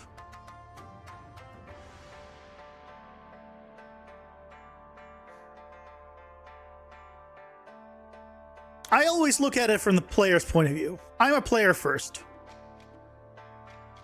And as a player, I don't give a shit. I'm sorry. 100 if statements to check a value? Yeah. Yeah. Like, I am a player first, dev second. Deving's my hobby. And as a player, I don't care one bit how long it takes you to make the game, what you went through to make it, how much money you spent, or how many people worked on it. None of it. None of it matters to me as a player. Well, if you told me, like, you made this game solo, I'll be like, oh yeah, if the game is good, I'll be impressed. I'm like, cool. But my enjoyment of said game does not change one bit because of any of those things. If the game's fun and good, performs, I'm good. But how it's made or any of that does not matter to me. It's cool. It's nice to learn. Nice to know. Maybe I can, use some of the techniques myself. But as a player, I'm just here to play a game.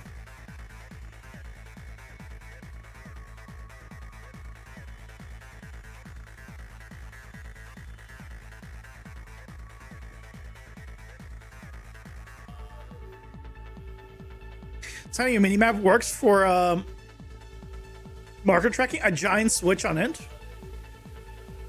Okay. You're deaf first, gamer second.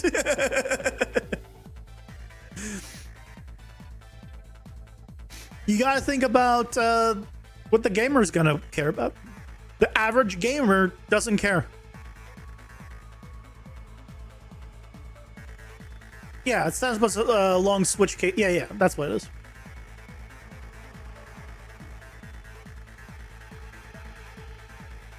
From what I heard, I haven't seen it myself, so everyone that says it is that.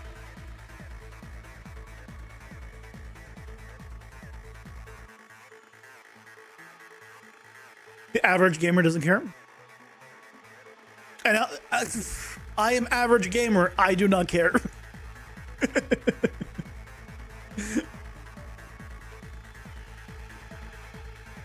That's not bad. I don't hate it. That's pretty good.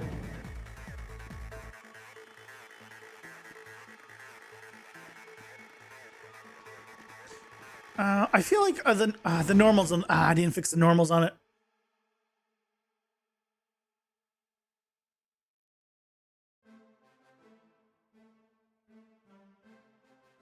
Sculptures? No.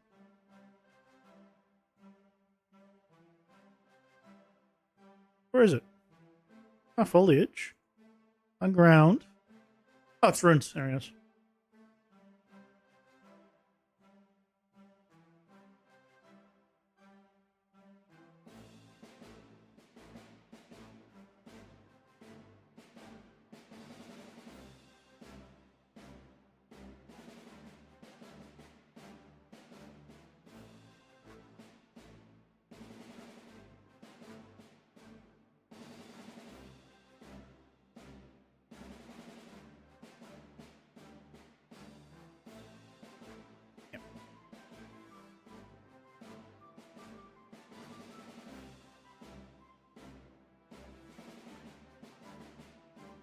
Yeah, that's why I keep saying that as long as the game's fun and as long as it performs, people don't care.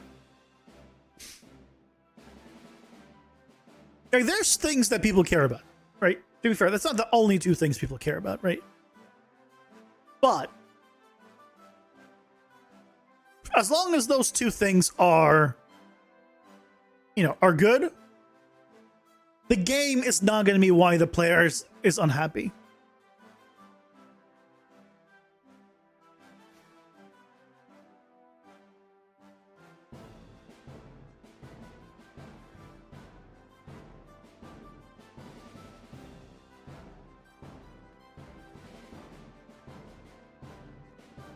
Let's see.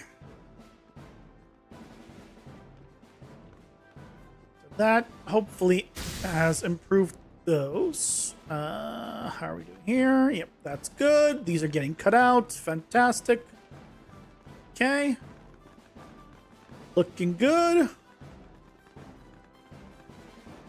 Look at that view. Oh, look at that view. I can't stay here because I'm going to die, but I guess screw it. I'm going to stay in this view because I like the view. You can see here, like, even another layer over there.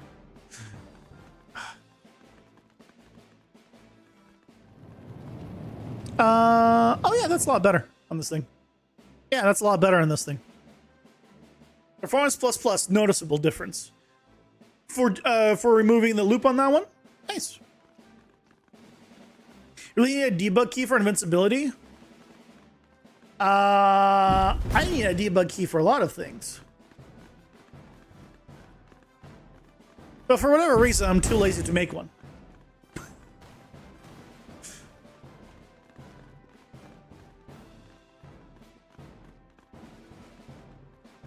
Alright, this is working well as well. I don't like how noisy it is here. Why is it so noisy? The shadows. I'm dead. Thanks for being a cheat manager. I mean, look, there's very few times when I need to be like going God mode, but I guess. I mean, I can also just have an option to just disable spawning of mobs. But I guess, depending on what I'm doing, I might want to keep that.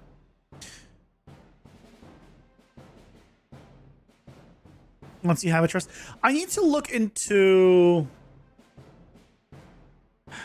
The problem is you need to put it on buttons, and I will never remember the buttons for things. Once you have it, trust it becomes, oh, I know it does. Only thing you need to figure out is absolute rotation, but it's minor. For static meshes.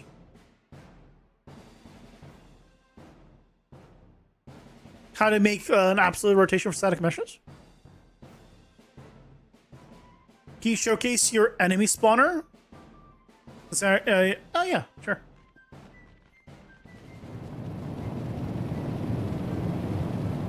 Oh, there it is. There he is.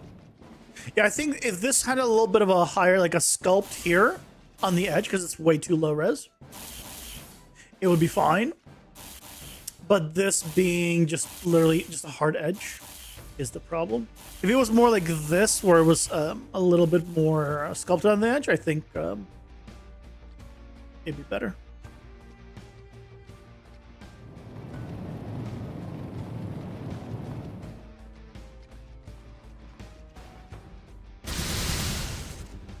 Yeah, this is working well.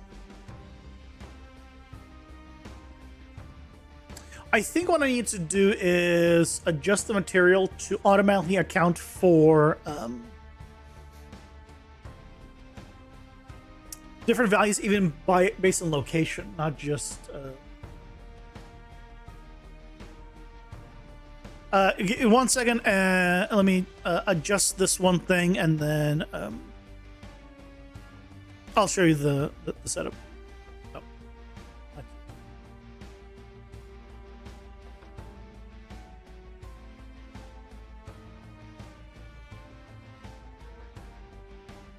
Oh no. God damn it, I put the same one. Okay, let me just go grab it. Just so I don't forget, because I know myself and I'll forget. You. Oh, I should.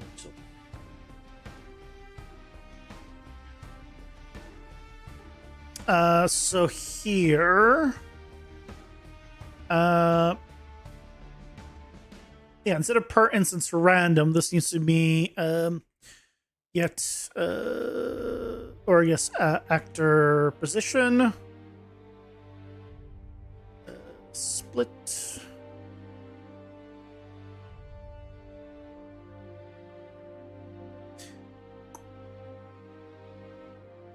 And then just add.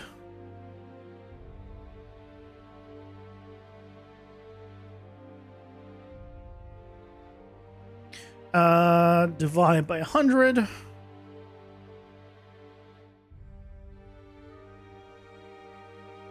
Frac. And add.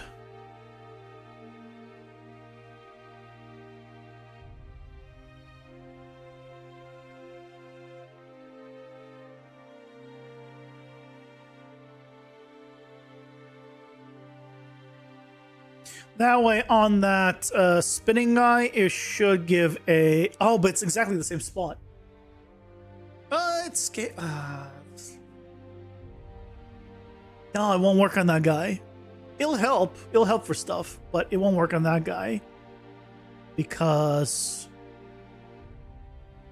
Yeah. This now has, like, variation. Like, as I drag it along, you can see. It's darker and lighter. So I'll still keep that, but... Okay, I'll show the spawner.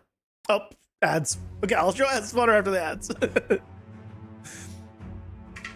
You make it console commands, then you just alt arrow key up in the console. I meant to look into that. Break activated. Back shortly to continue my beautiful mess of a project. It is a mess.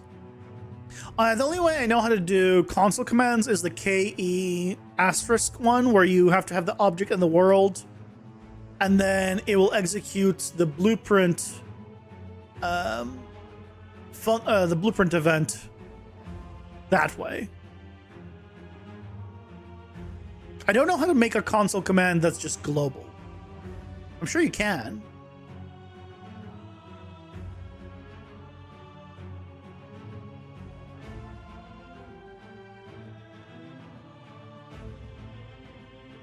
I've just never looked into it enough.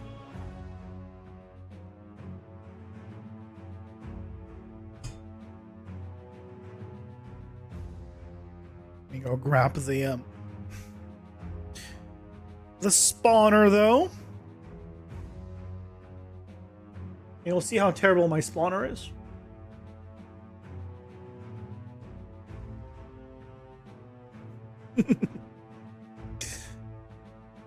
Thank God you play for premium YouTube? My good sir, I don't play ads on YouTube. The only ones getting ads are Twitch. The only reason there's even ads at all is Twitch. You can blame Twitch for everything. I don't play YouTube ads regardless. You'd be fine. Now, I have a button for it that I've never pressed. I think I pressed it once. Because someone wanted me to. And there was like no one else in the stream. I should we missed the absolute rotation thing? So it is for static meshes? Okay, I think there's an easy way of doing it. I'll do a quick look see after the data asset. Or after the mob spawner.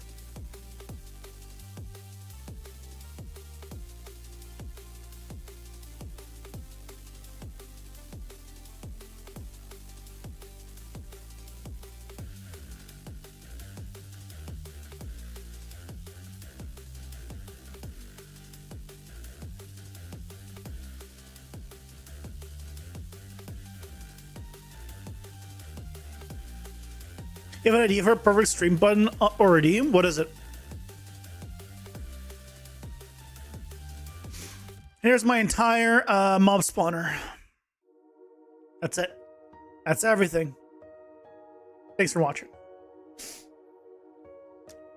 None.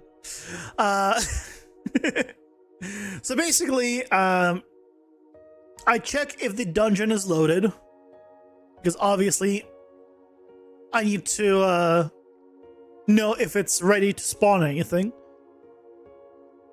And if it does, basically, then I do this. Then I wait 4 seconds. Now, why do I wait 4 seconds? Because I don't want to be waiting 4 seconds, but I am. It's because of freaking navigation needing time to be set up. And about 4 seconds how long it takes from my testing. So wait 4 seconds for navigation to finish, which I have no way of testing as finished building. Then I have a mob data table, and I just check for all, I get all the mobs in the data table. Then when it has this populated, I then go ahead and pick a random mob, and I set it to be the trash mob, and then I remove it from that array. Then I pick a new mob for the elite mob, and a new mob for the champion mob. And then I just clear it. That is misspelled.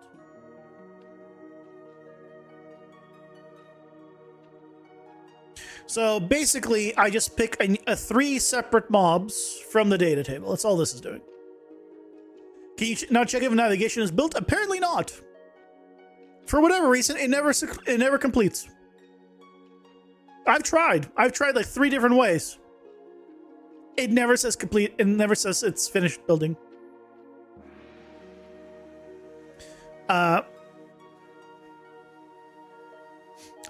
It could be because it's being spawned procedurally. I don't know, but it never says it's finished. I wish. I tried. If you know like a surefire way for when you do runtime generation to have it check, I'll gladly do it over this hard-coded thing. It'd be so good.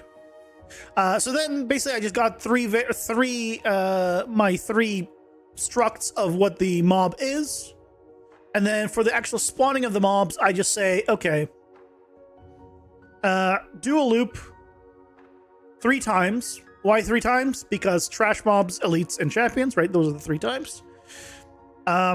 Based off of which one it's doing. So whether it's doing the trash, elites, or whatever, it does a certain number of them.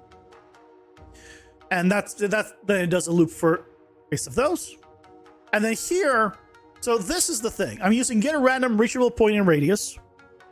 And this is what needs the navigation to be built.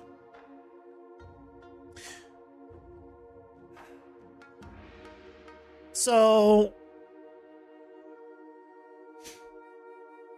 that's why I need navigation to be built. Because of this. Because I need to find the reachable point. Could I have a setup where I manually place the 10 points? Yes. I don't think I should need to. And it's just a random, and then it just checks. If it's valid, then it uses it. If it's not valid, it picks a random point in a little bit of an offset and uses that. Then it spawns, again, the trash, elite, or champion based on which one it's doing, randomly rotates them, gives them the amount of XP they need to have, and tells them that they are whatever they are. And then after that, I just make sure that they're set above ground. Because then I can get their capsule half height and then offset it.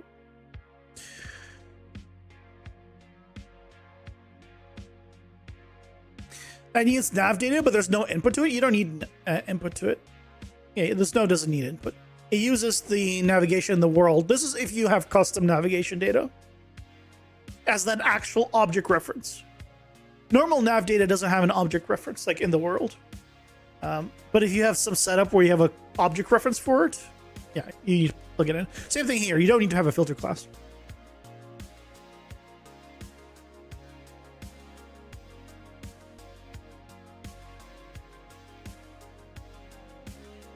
Oh god, it's so fast. You're so accustomed to having to wait to spawn. So what's the difference between the two, Leo? The way you were doing compared to the way you changed because of the things I showed you? What are the 2 values? I'm curious. Is your navigation in project settings set to dynamic or dynamic modifier only? Dynamic. I believe for it to work, for it to work the way it needs to in Dungeon Architect, it needs to be dynamic because I'm spawning it at runtime. I don't think there's a way of me not having it dynamic. Although I don't know what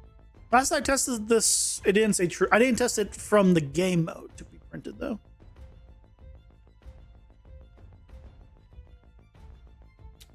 Interesting. Hold on.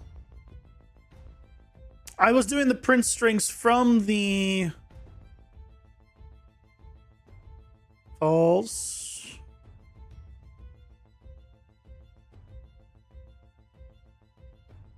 See, it still says false. Still says false.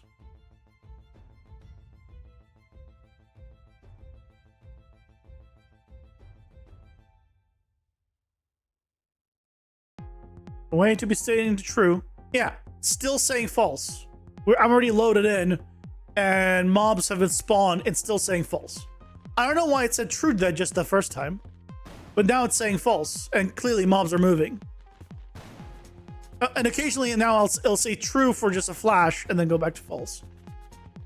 I don't know why it was saying true there, almost like it was doing it correctly, but you just saw that it just went to false. We'll try again. Okay, it's just saying false.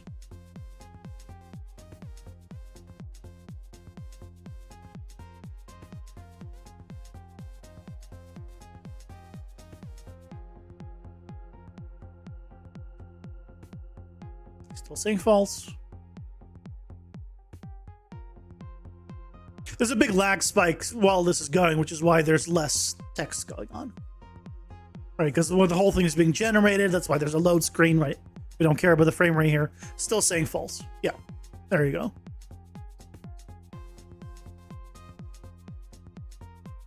I don't know why.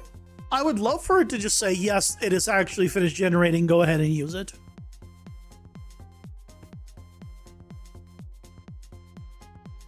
I don't know why it succeeded the first time, but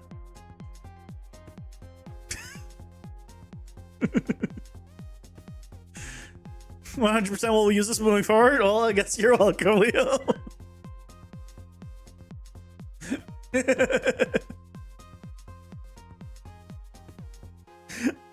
Oh wait, what did you already break? If you guys have any other things you would love for me to try, I mean, I'm all for it. But as far as I know, this, for whatever reason, I cannot get navigation to be finished. Need to figure out a thing for selection via bools. No, you don't.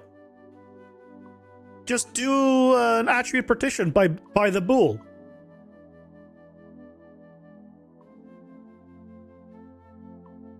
Or you don't even need to do that. Just branch it by the bool. Or you could do attribute partition by bool and then branch it by bool using the first one, because they'll all have the same. So you can do like a mini loop if needed to, right?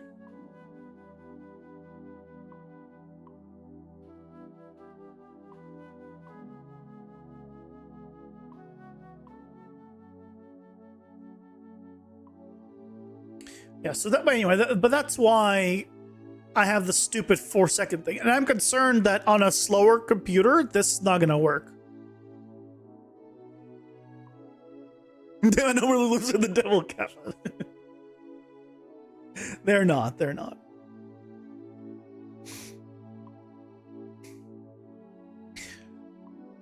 Especially if you're not doing runtime, then it's like, yeah, use all the loops you want. It doesn't matter.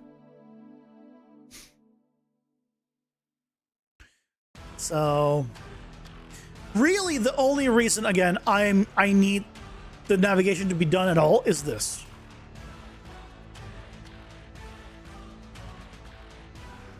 The delay is holding the thread, not even async delay. Not even an async delay, so I don't even know what that means. It's such a non-problem for me that I don't even know what that means. It's all because of this node. I don't have another good way of checking a reachable point in an area or getting a reachable point in an area without this node, and he needs navigation. The alternative is me placing points manually, but I don't want to place points manually. So that's where we are.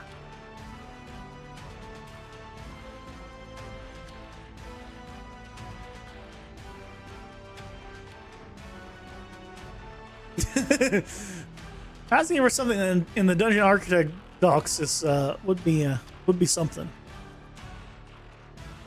I mean, hey, if you figure out a way using Dungeon Architect system to do what I'm doing, where it's spawning X amount of this, X amount of that, in preset locations,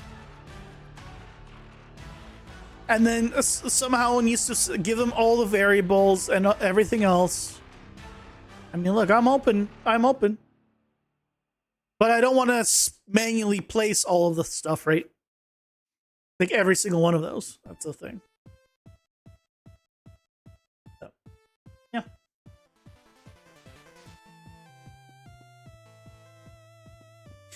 Okay, well, I'm pretty pleased with the style change and the style improvements. Use a different plugin for when you need enemy spawners. Do you have a favorite plugin for that?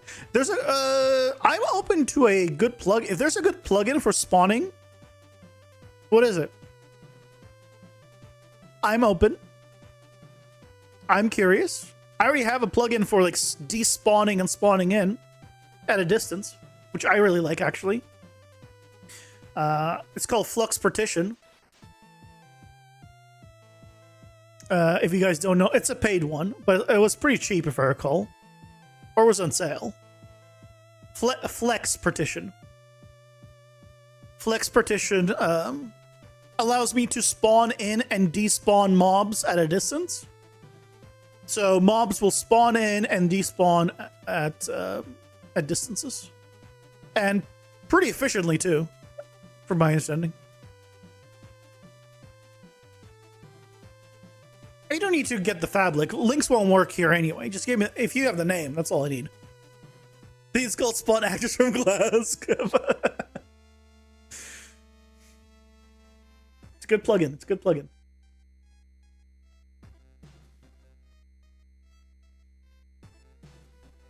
Advanced AI spawn system. Let's take a look.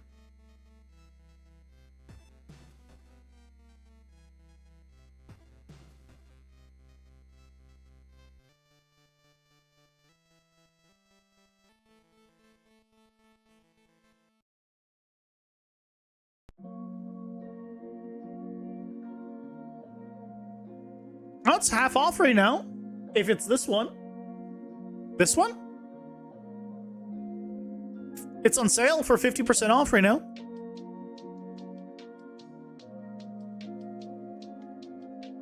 Filter by absolute rotation. Yeah, there you go. Yeah, filter, yeah, not branch. You've had it for a long ass time.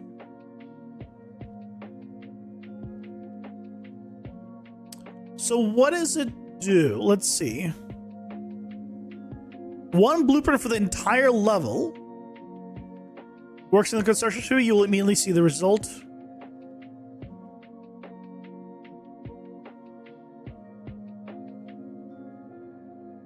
Features 2 types of areas: sphere or box. Selecting a spawn location. Choose spawns and amount in each area individually. You can add area names. Let's see information about select using a stream or fixed placement result, or changing the position, maximum spawn angle, object to ignore, ability to respawn AI. You drop an actor in the level, define how many can spawn. It also supports respawns too. You can use one actor and then define different areas of the map you want to spawn within that level. Would it work?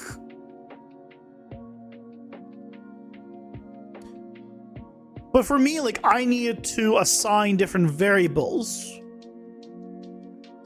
And I have...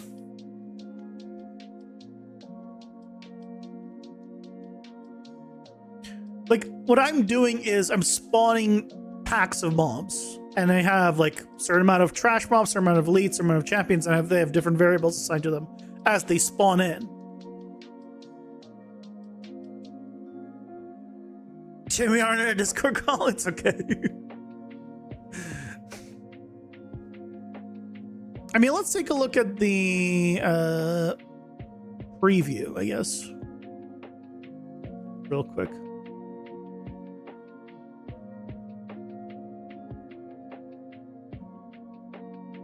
Oh god, 12-minute preview. Okay. This is a long preview. Let's just skip through.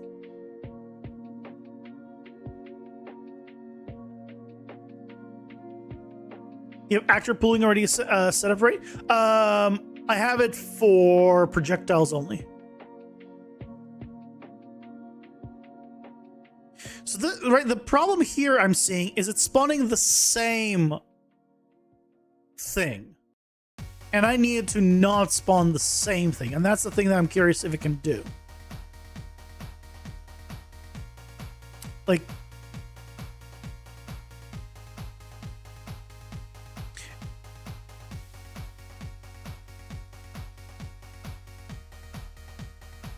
it can do different enemies. If it shows me that it can do like different ones, you can control over what spawns and how many.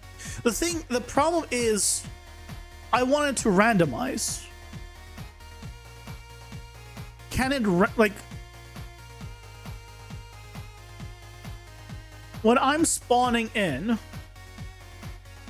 Let me reopen the tab. When I'm spawning in, right, it is getting a random enemy from the data table, and then another random enemy from the data table, and then another random enemy from the data table. 3 unique enemies.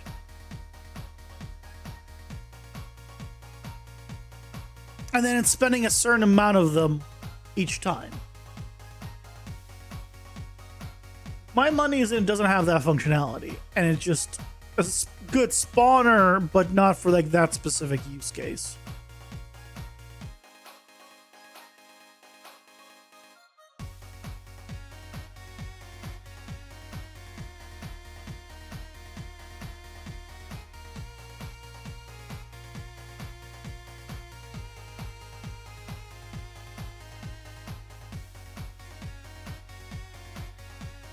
I don't think it's a good use case for me.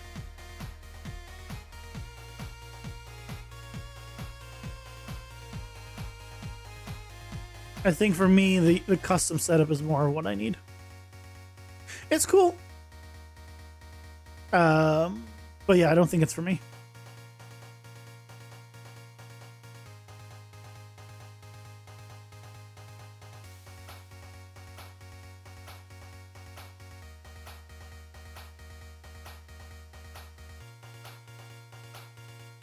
I have the ability to add a behavior tree. Yeah, I don't even use behavior trees. Add the ability to set a custom or random rotation. See, mine is specifically in 45-degree increments. So it's not just a random rotation, it's a rotation in 45-degree increments. It's not that big of a deal, but don't care about respawns. Yeah, it's cool, but I don't think it fits what I need. Well, the thing is, I don't need it to handle state trees. So my all the characters automatically get assigned the state tree based off of this. Based on whether they're trash, elite, or champion, they get the state tree assigned to them automatically. So when this actor spawns, you see it gets the information, which here has the mob class and how many. I don't even think I'm using the min-max spawn. No, I'm not using this anymore. It's only this. I could probably simplify this now. Before I was using min and max, but I'm realizing now I'm only using mob now. Either way. So I could probably bypass certain stuff. Either way, right? I needed to assign this based off of what it's spawning. So based off of the index, it's spawning the trash, the elite, or the champion, which then makes it get the right behavior tree, which gives it the right scale, which gets all the information from there. This is like the backbone of things. So if it's just like I have to plug in an actor and it'll spawn that actor as is, that won't work. You're good. You're good. You don't need to. I'm 99% sure it's not it's not gonna work for me. 68 FPS. Is that bad? Is that good? Well, what are you comparing it to? Maybe for next game? My good sir, I'm gonna be working on this game for years. I'm okay. Who knows if they'll still be supporting it by that point. From 30 FPS previously. Oh, that's a pretty good improvement then.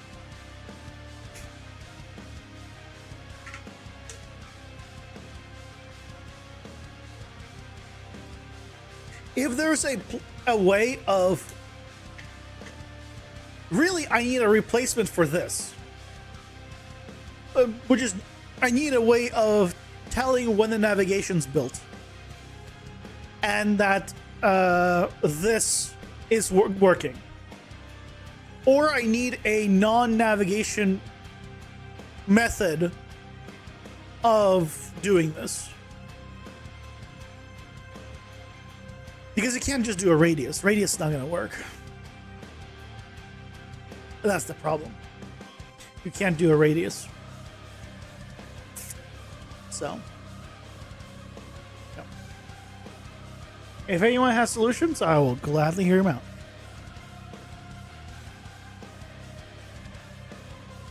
I think we can close all this now.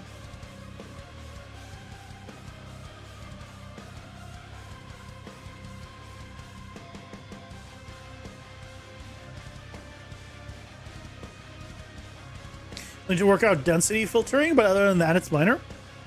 Nice.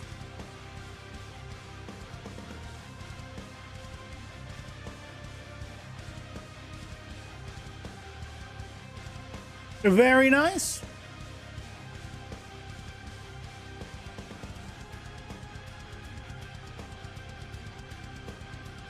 I mean, if you want to get more performance, you could probably, reduce the distance for the high gen, but of course you might then see the pop-ins. It depends on your camera angle and stuff. Why not have that cutting out?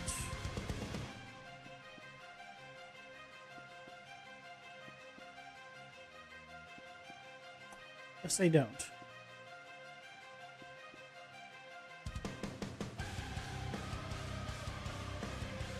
Oh, I guess they don't.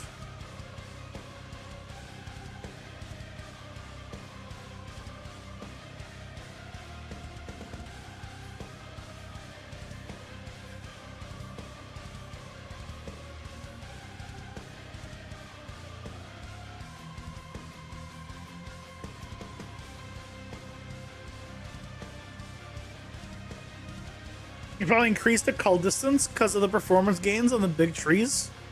So you can see them in the distance. I mean, instead of doing that, well, actually, with doing that, you can increase the distance, but then just make them billboards or something.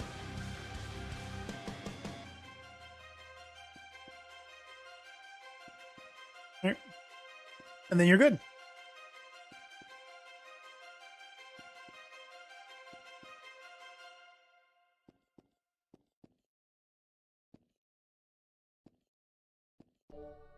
Yeah, much better. Yeah. Okay. So with this done, what are we going to work on next? We kind of have a lot of animations still to do. All right. We do have a lot of animations to do. So let's do some more animations tomorrow. And then once we have the animations, we can start working on the combo attack system.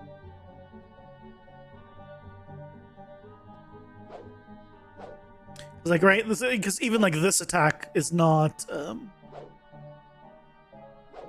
right. So I need like an attack combo for the heavy attacks. I have the light attack combo anime, but I need the heavy attack, and then I need all of the other ones, like these guys.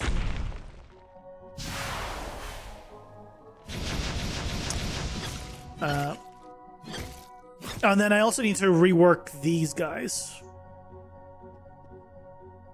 Did I go with a combat framework by chance? What is a combat framework? That's probably no, because I don't know what you're referring to. Am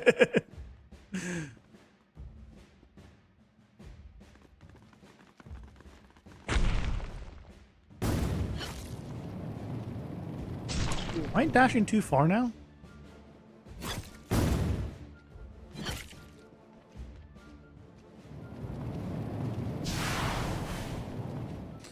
Maybe I'm dashing too far. I might need to adjust the distance there. Like ACF, Comet Theater, or Ninja Plugin Suite. No, I'm not doing any kind of plugins of any kind. I'm doing everything myself. The only kind of plugins that I have are for the generation and automatically despawning and spawning in mobs. That's pretty much it. Yeah, adjust the dash distance.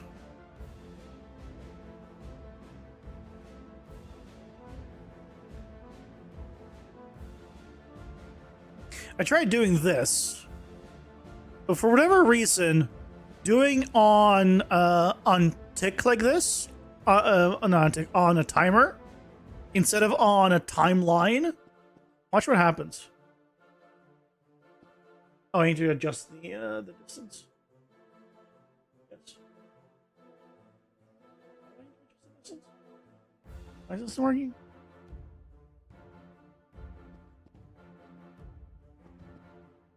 Oh, now it's just not working. Oh, lovely.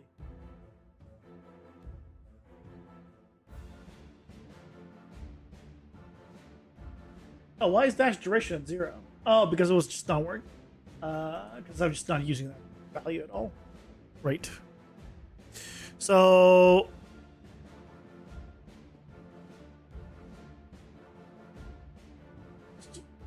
reduce that. Watch this. You see how it shakes as it goes across? I don't know why it shakes. And the reason I say I don't know why it shakes is because I have camera lag. And this does not happen when I use the timeline version.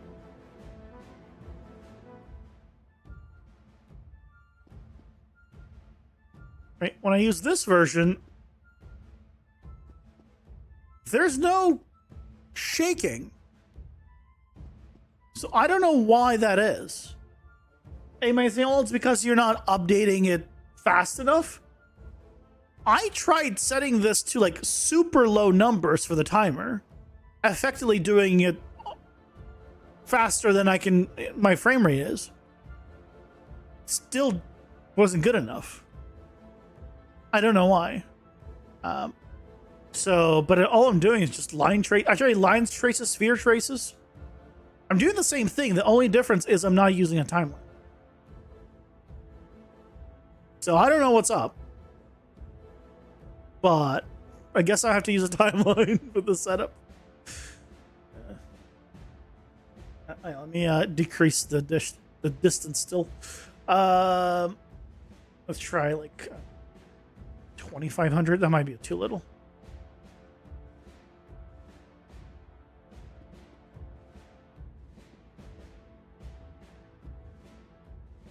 That's not bad, actually. Yeah, that's actually not, that feels pretty good.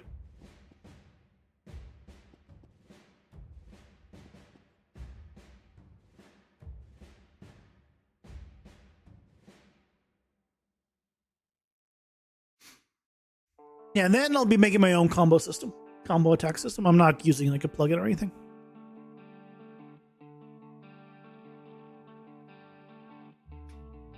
For most things, I'm making my own setups.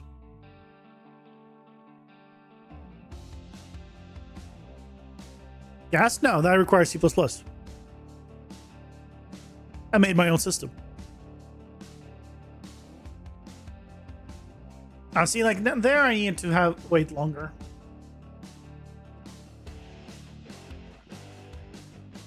Oh, there we go. That's a little bit better.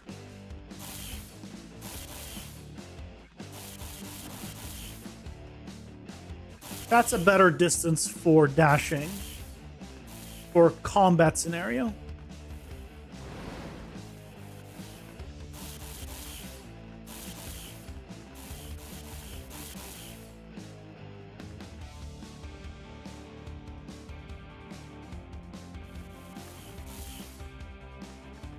Cool.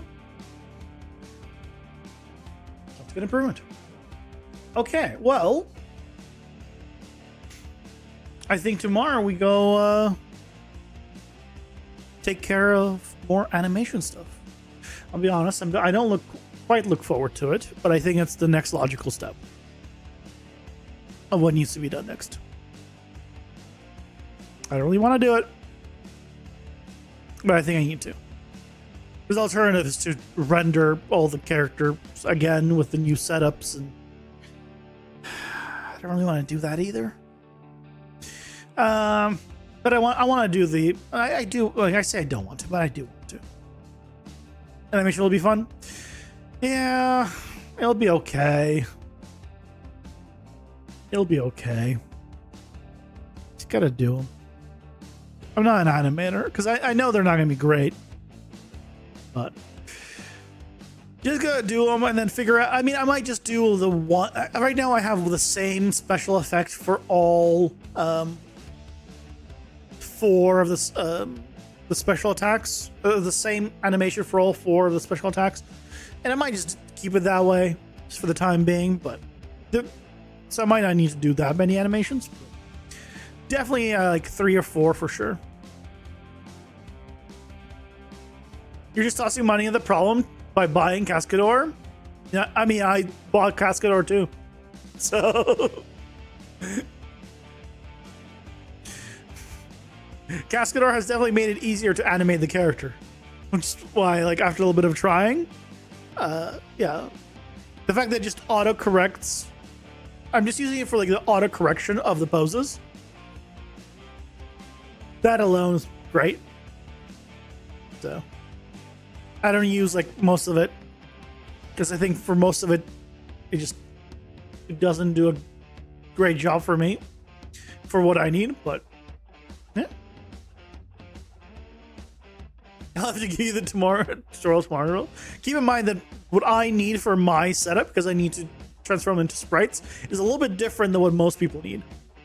And for me, there's a lot of not moving of said sprite. Right? If we look at the idol, not this one, this one. She's standing still and her hair and the cape is moving. Right? It would be nice to have like her to also like move her arms like a sprite, but it's just not built for that. Just not. The skinning is just not there for it. So next time we redo the character with a new design, I might try making it myself because I figured it needs to be low poly. So maybe I'll do it. I don't even need UVs, really. It's all single color. I don't know. We'll see. Anyways, guys. Thank you guys so much for joining me today. Hope you enjoyed. Maybe you learned something. I don't know. I'll see you guys tomorrow for some more, I guess, animation. Have a good night, guys. Bye-bye.